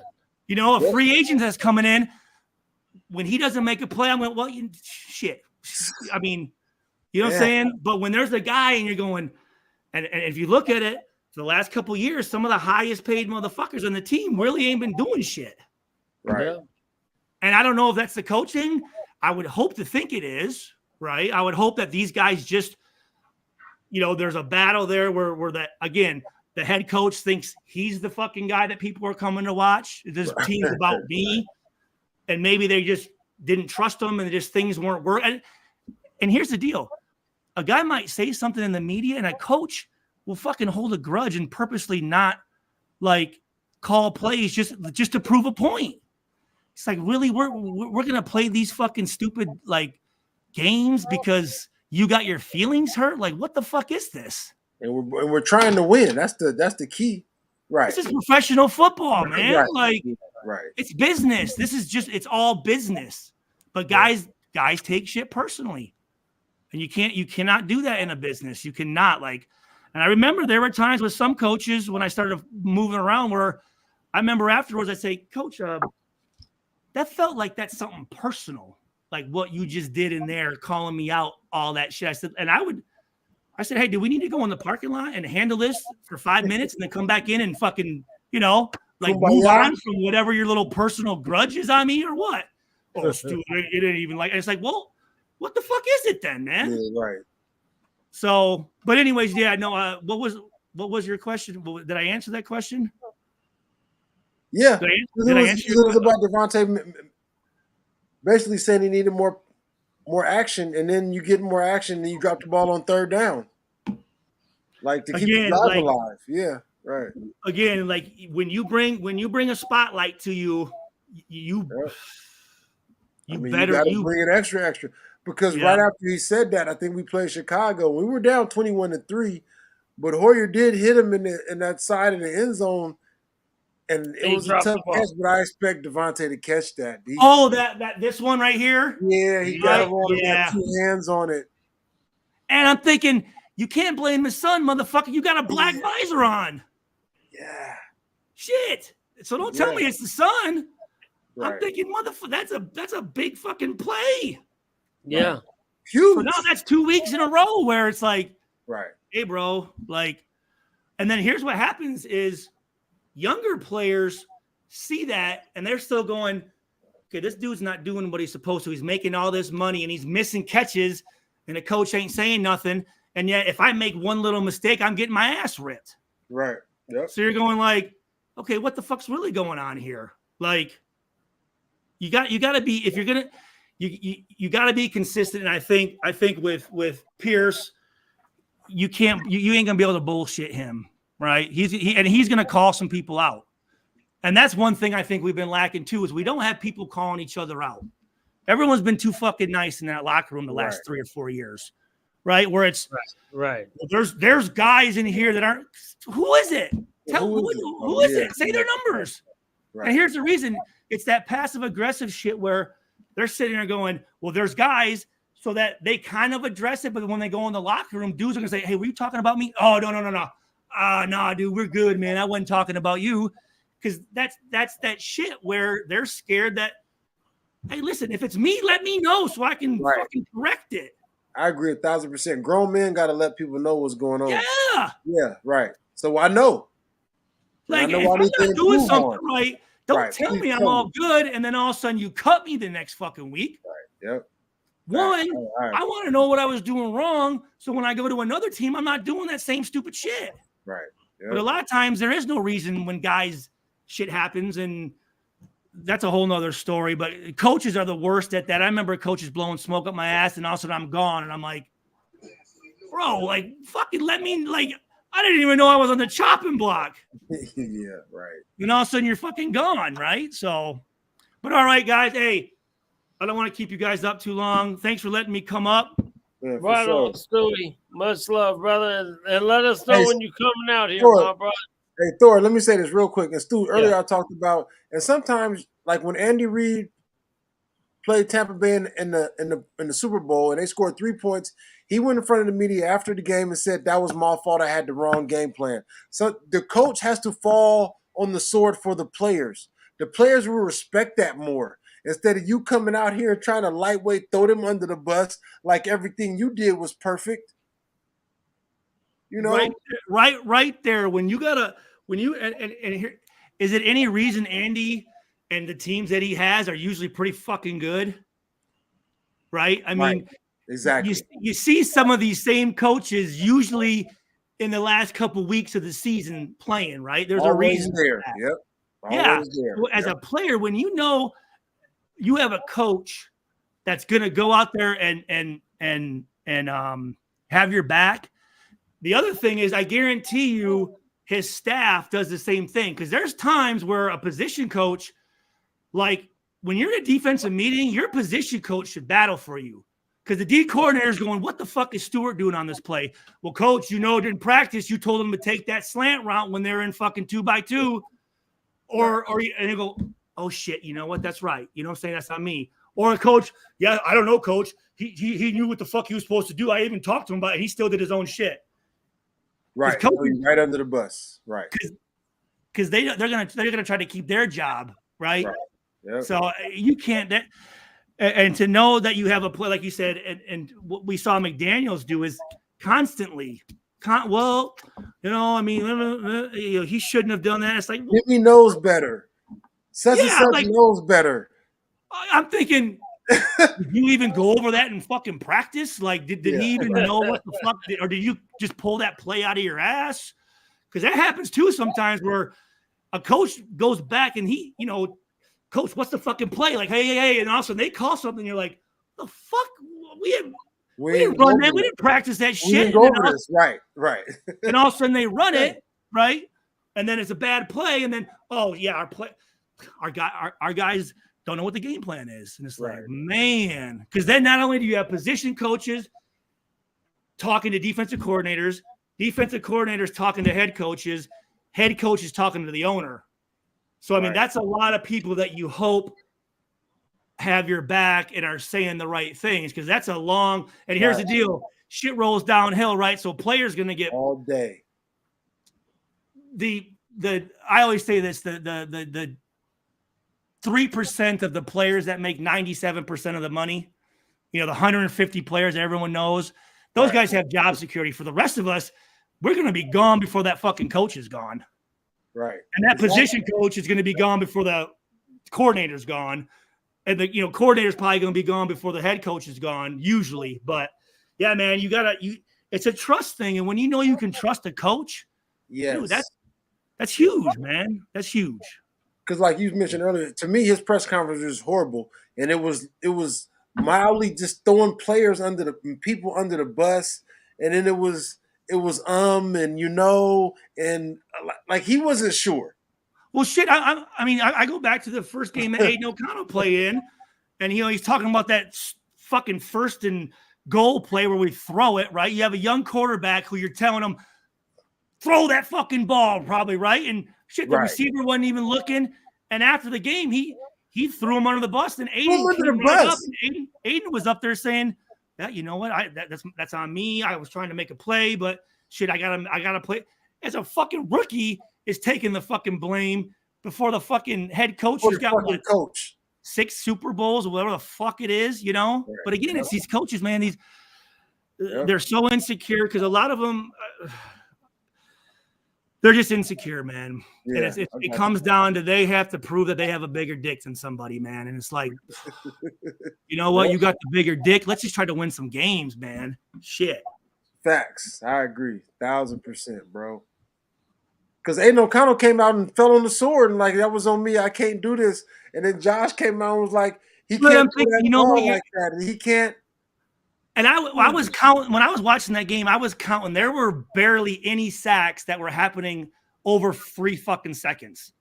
If a quarterback don't have 3 seconds, especially a rookie, like what the fuck? And he still brought us back from a 17-point deficit in the second half to put us in a position to win.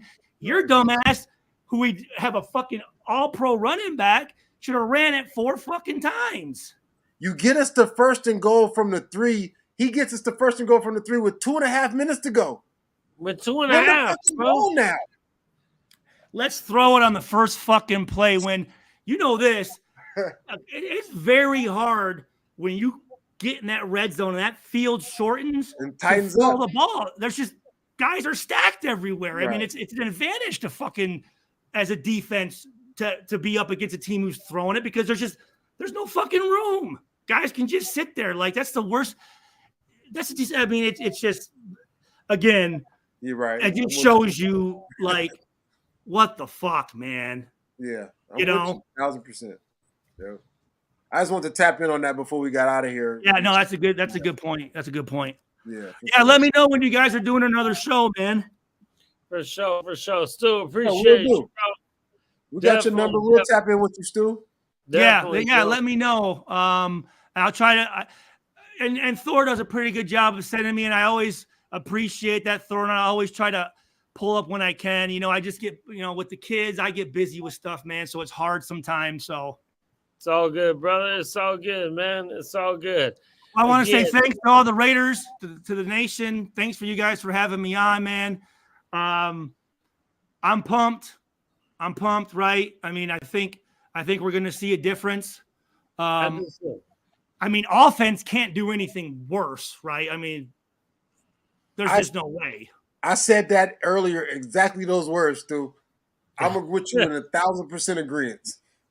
157 total yards. I mean, I know the Lions are good, but goddamn, again, we got motherfuckers.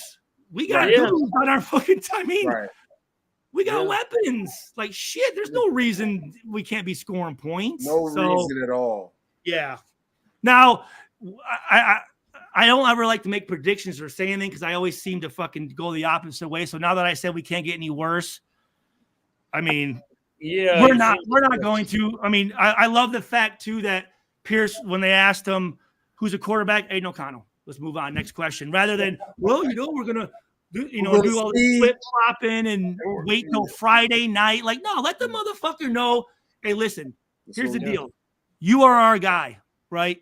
You are playing the whole entire game unless you get hurt. I don't care what the score is or whatever, unless we're up by 40 and I, bring Hoyer in. But it's not like if you make one bad play, I'm taking you out, or we're doing this drive and then this drive. No. Yep. You are, and to have that confidence as a player, dude, especially at the quarterback position, that's fucking huge. Yeah. When you know that you can, as soon as you make one fucking mistake or bad call or bad read or bad throw, you're going to be out. Like, because it's only one quarterback. Sometimes it's 4 receivers, it's 2 safeties, it's 2 corners, 4 corners on the field at the same time. When you play in football, it's one quarterback out there at the same time, and you don't want that guy looking over his shoulder. Hell no. That's why the quarterbacks make the big bucks. It's a fucking hard-ass position, man. Right. Yep. It's a hard-ass position. That's why they get paid, and that's why they get the credit when you win, because a lot of it's predicated on that motherfucker, dude. Imagine 35 seconds. What's between the play clock? 35 seconds? 30 seconds? What is it? 35, 40 seconds, yep. To get up 35, get the fucking personnel grouping, know what the defense is in, fucking make the checks, the hot reads, the audibles, get the ball, have motherfuckers coming at you. You have 4 or 5 big-ass motherfuckers trying to take your fucking head off, and then you're trying to throw a ball in between a bunch of bad motherfuckers back there. Like, right. I don't know how they complete any passes, to be honest with you. Fuck. Exactly. I'm glad you said that. I like that for sure. Yeah.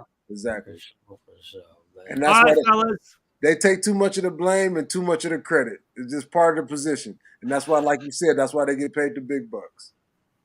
And here's the deal. You can see typically the teams that have the best quarterbacks are the ones that are winning. Unless you have a fucking just killer defense like fucking Tampa did and like Baltimore did in 2000. Like those defenses, you're not, those are once in a lifetime fucking defenses, right? But for the main part, the best quarterback usually is the guy that wins the fucking Super Bowl. So he's the guy that gets the money. He's the guy that gets the models. He's the one that's fucking, gets all the deals. And you know what? I have no fucking problem with that. When you're winning games, shit, you're making me money, dude. So fucking pay that motherfucker, But if you're not, get the fuck out. Hey, Stuart, I'm not trying to drag this on, but this is also, I told a friend last week, we're not good enough to afford a $150 million quarterback that doesn't win. No. I'm sorry. No.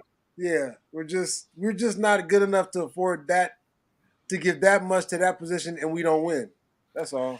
And again, I'm not talking about DC or not, but right. I think we got used to a fucking quarterback that just was, he's not real bad, but not real good. Hasn't won shit, but he keeps getting chances, which I don't know. I don't know what type of deal he made or what he was doing behind the scenes, but to have that many fucking things without winning, where the fuck do you see that? That's all I was saying. That's all I was saying. Where do you fucking see that? Where a quarterback can last more than 2 seasons or 1 season without doing his shit, especially getting paid as a top fucking player. Right. That's all I was saying. Yep. Hell no, dude. These players need to be held accountable, and the more money you make, the more that's expected. The more that's expected. Period. Yep. I agree. Thank you. You know what I'm saying? I mean, you in any other profession, when you know that's why usually in professions they don't tell what people are making. Because some motherfuckers that are making more than you and doing less, you'd be fucking irate. But it happens. It fucking happens. And it shouldn't be. The guy making the money is the one that's, hey, when we need to win, bro, like we're looking at you. we are looking at you. And you're gonna take more blame than you should. And when we win, you're gonna get probably too much credit. And that's what a leader does. A leader says, if it's gonna be, it's up to me. Right? Yep. Exactly. I'm not waiting for some other motherfucker to. I need to make a play. Period. I need to make the play. And if you have 11 guys thinking that I need to make a play, that's when you have a team come together, and that's when you start winning some fucking games. Exactly. But if you have things where, oh, you know what, I had some catches. If we lose this game, it ain't my fault. You know what I'm saying? I'm good. Like, dude, I don't care how many catches are touched. Like, I know for me, like, I had some good games, but we lost. It just doesn't feel the same. No, it doesn't feel the same. No, it doesn't fucking matter. Because even during that, I'm going, I didn't do enough.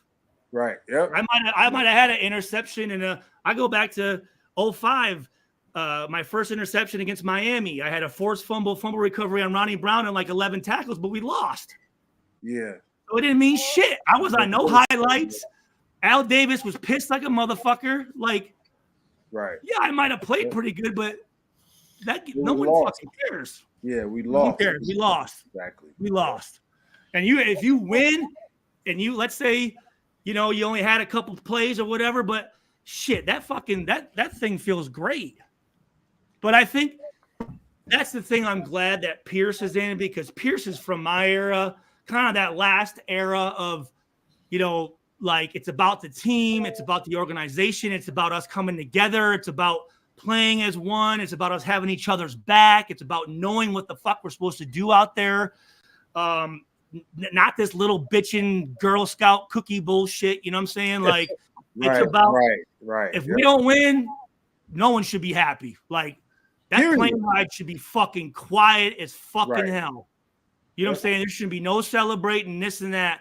And I think he's going to bring that, because I think nowadays players, again, they are their own enterprise, right? And they'll have 10 million people blowing smoke up the rest. Oh, dude, you played great. That's you. It's not your fault. And they start to believe their bullshit.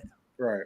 So then they're going, well, shit, I did what I had to do, so I'm going to do the same thing this week because I played well last week. Well, no, if we didn't win, you need to do more. You need to do more, right?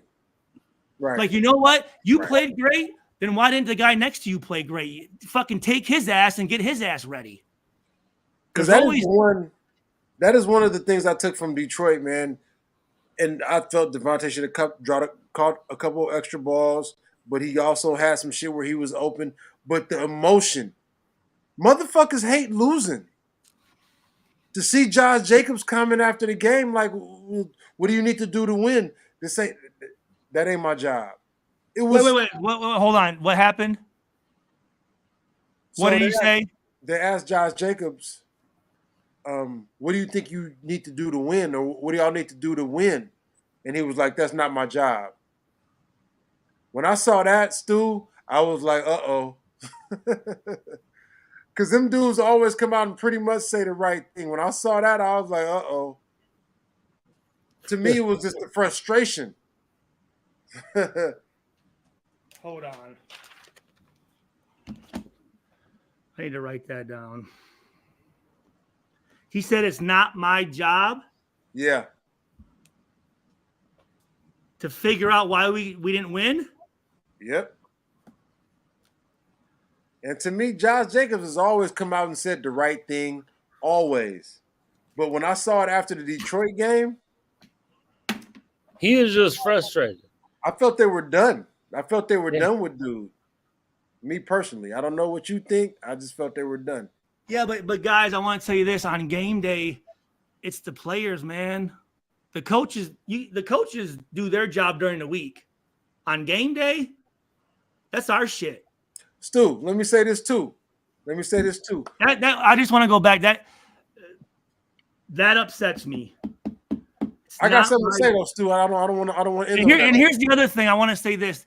Right. And I do a lot of research. I watch a lot of post games and I compare from my day to now. And one thing I talk with Warren Sapp on this every week. When guys talk, they don't talk in football terms. Like I want to. It's always, we gotta go to practice and we gotta watch the film and we gotta practice harder. No fucking shit. I want to hear. You know what? We got to work on third down because in the red zone, they're coming off the edge blitzing, and we've given that up every week this week. We need to fucking combat that off the edge blitz, whether that's throwing a screen. Like I want to hear some shit like that. On defense, we were in a defense where the Mike linebacker was in a bad position because we're playing man free and we're sending the edge rushers, and let's say he's got a star running back man to man. That's not a good defense for us to be in. We need to not run that play, rather than we gotta we're gonna go back and we're gonna lift our weights and we're like that's expected, motherfucker. Like what are you talking about? Like that shouldn't be a thing. Like everyone expects you to go to practice. And for me personally, let me give you some context. So the offense got in field goal position one time all Monday night, right? And it was the one touchdown drive where they actually gave it to Jacobs. Yeah, 6 to 7 times. I was gonna say that drive was pretty much him. Right. So that's the one drive that we have any in the whole game that we have any good stuff that happened on, and we scored a touchdown on that drive. He got the ball 6 to 7 times on that drive, carries. He ended up with 15 total carries. Like, Stu, to me, that just doesn't make sense at all. You're saying why doesn't he have 30 carries is what you're saying. Exactly. Yes. So to him, for me, what I saw was when you gave me the ball, we see how it worked. You didn't give me the ball. It didn't work. We didn't get in the field goal position. That's not my job to say why we lost. And to me, it was just it was different, and it was pissed off in this at the situation that. And I get it, and you know what? I get guys get emotional, right? But again, the guys making the money, you can't do that. That's the thing, though. I feel that. Like a free agent or a guy that's a 6th round pick or something. He might say something like that and let his emotions get away from him. But as a leader of the team, as a guy that's been here the longest tenure, I think, right? I mean, I don't know who's been here. He's up there. He's up there, right? Right. You can't do that. It's like a quarterback. When you're a quarterback, you are held to higher standards than your fucking teammates. You just are. So you can't get away with saying some of the shit a receiver would say or whatnot because you're the fucking quarterback. You're the leader of that fucking team. I don't care who you are, offense or defense. Stu, let me say this too. And in the preseason last year, it seemed like they tried to get rid of Josh Jacobs. They made him prove his worth in the last preseason game. The first couple of games, you didn't run the ball. He ends up running for over 16. When you figured out he was the guy, he ends up running for over 1,600 yards, right? You don't pay him in the offseason, whatever. But when we run the ball this year, it's shown to work. When he's ran the ball over 20 times, we have 2 wins. So here we are on one drive in this game. I get 6-7 carries on a drive. We score a touchdown. Our only time we were in field goal range. And you bring up a good point because I ended up with 15 total carries. One of the things that I was excited about McDaniels' offense was bringing in more tight ends, having a fullback, getting back to that running in between the tackles. And you don't do it. Right? It's like here's the thing with coaches. I don't know why the fuck they do this, but a lot of them do it. you have something working, right?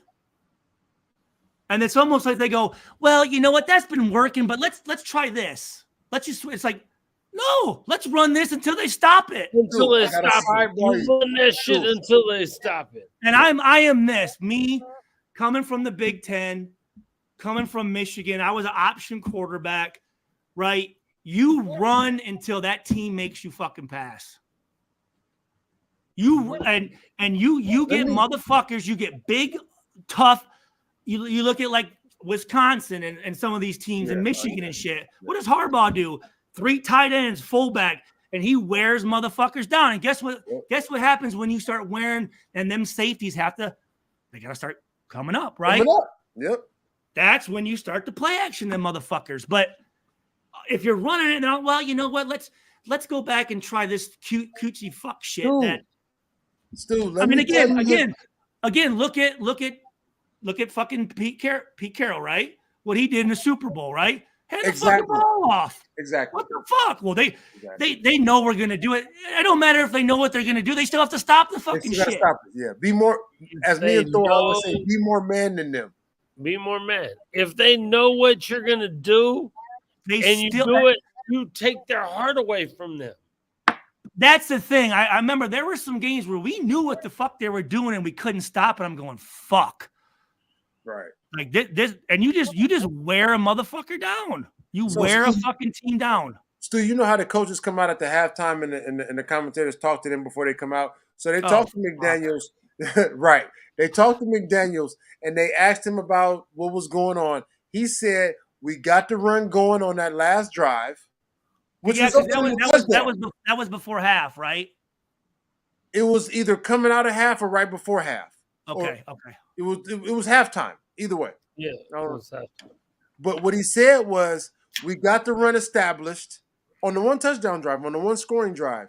And then he said, now we gotta establish the pass. Why?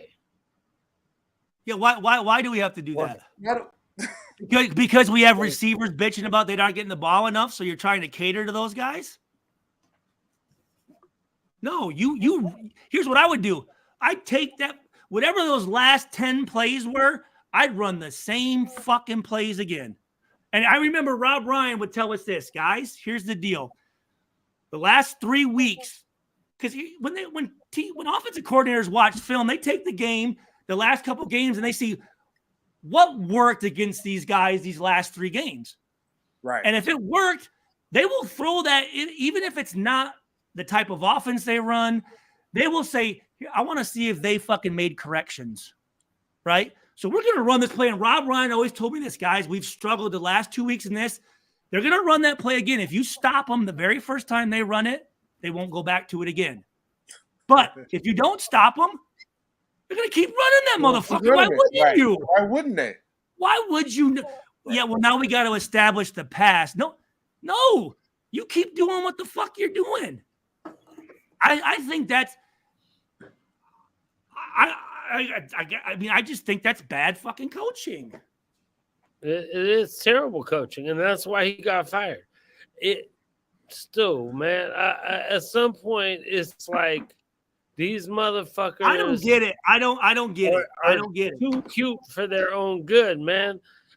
That's exactly what they are, because they have to, and that's the thing about a coach that didn't play. And I'm not saying that. Just because you didn't play doesn't mean you can't be a good coach. Right. I'm not saying that one fucking bit.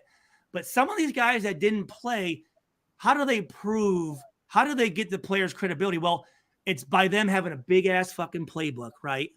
And a lot of terminology. And you know what that shit does? All that shit does is lose fucking games. Loses fucking games, confuses guys, has them playing slower.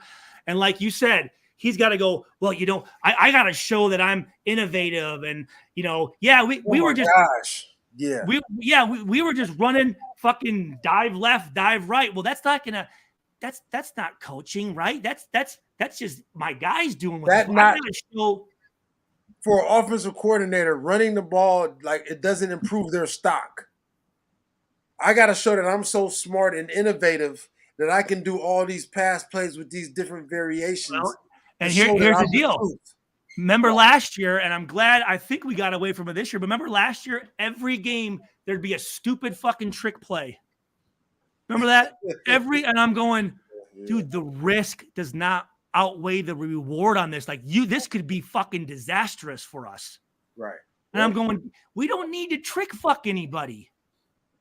That's what teams with lesser talent do. Like, listen, we can't just line up and beat these guys, so we gotta fucking trick fuck these dudes. Right. We gotta do these reverses and reverse pass throws. Yeah, we gotta do all that shit. Create time because we can't run. We gotta do different things where we use different guys as running backs and whatnot. Yeah. No, the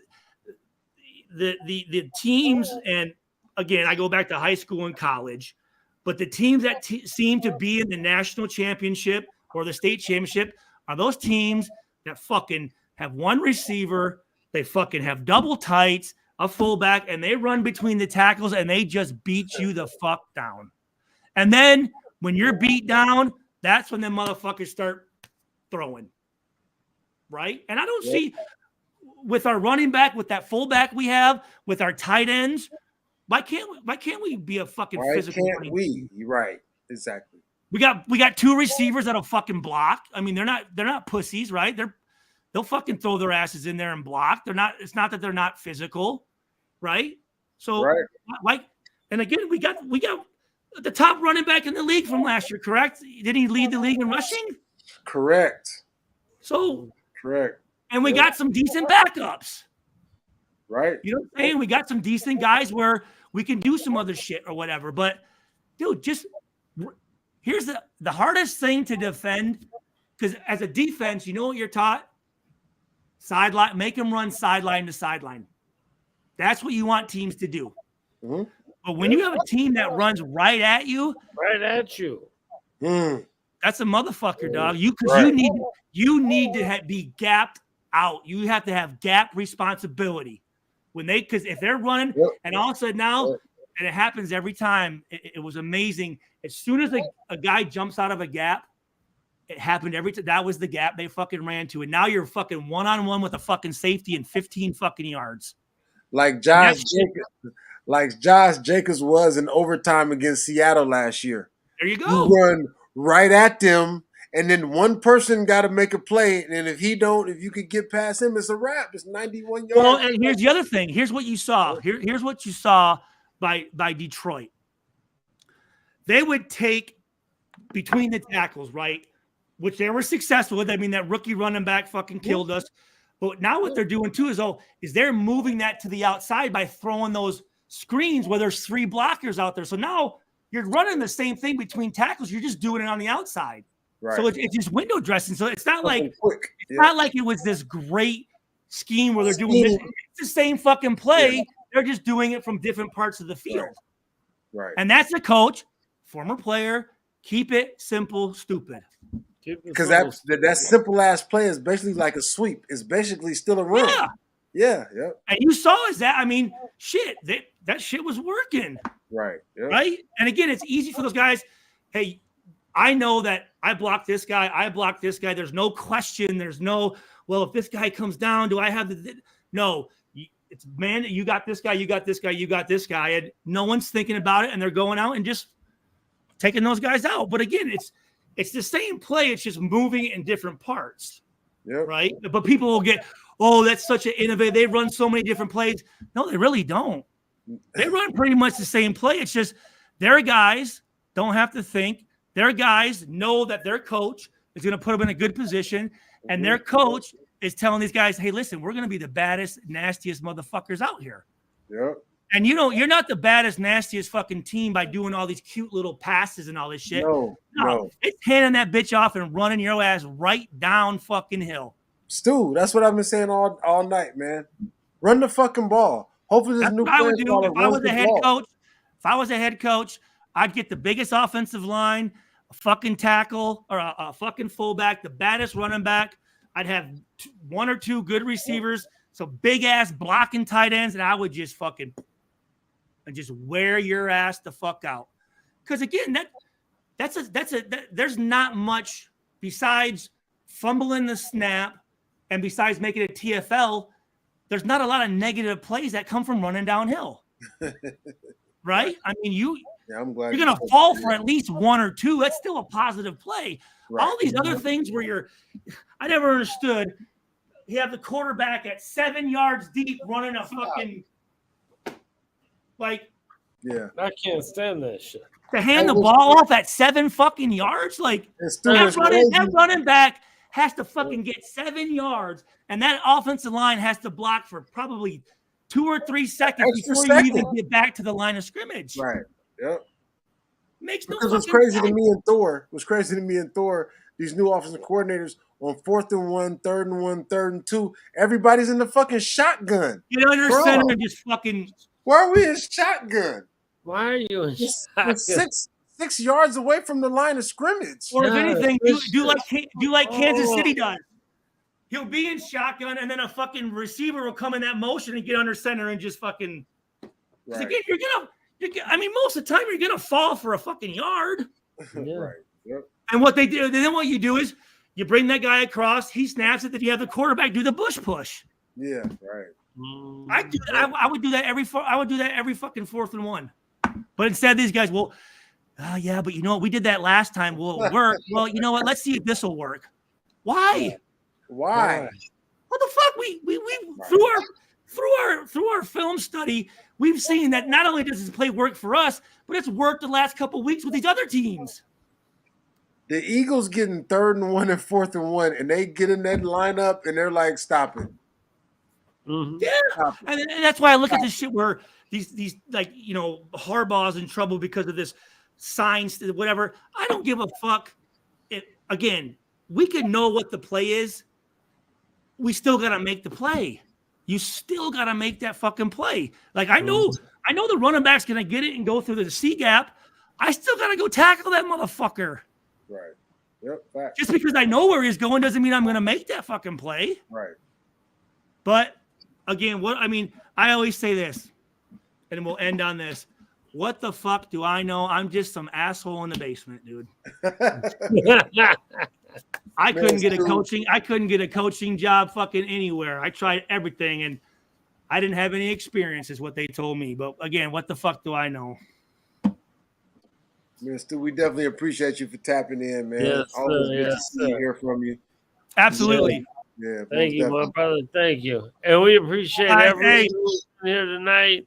I know it's late. And I know all the New York crew has been gone, and my wife, I know she's back out in Texas tonight for work, and I know it's late. Are you going out to New York, Thor? What's that? Are you going out to New Jersey? No, hell no. They come here. I know, but there's a group they're doing something in New Jersey. I didn't know if you guys were going out there or not. They're trying, out there. We're here, bro. Yeah, we here, bro. We in Vegas, bro. I know. I just didn't know if maybe you were heading out there for that. I guess you. No. But there's a lot of New York homies in here tonight. There's going to be a lot of people from New York out here these next 2 weeks because. Hey, is Waller playing? I have no idea. He got hurt. He got hurt in the last game, so I haven't even checked the injury. Oh, he got hurt. Come on, no fucking way. He's hurt. Right, you don't say. Wow, that's a surprise. Shocking. Hey, he might have a rap concert on Saturday or something in Vegas. I'm sure he's coming out here to hang out with fucking Plum, his wife, or whatever. His wife, yeah, right. Exactly. Yeah, celebrate their Aces championship. Yeah, at least somebody in that family wins. Right. All right, guys. Hey, be easy, man. Love you guys. Go Raiders. Right. All day. Nation or nothing. You heard me? Nation, man. We love y'all. D Menace, Tony, Eric, everyone who's been in here, man.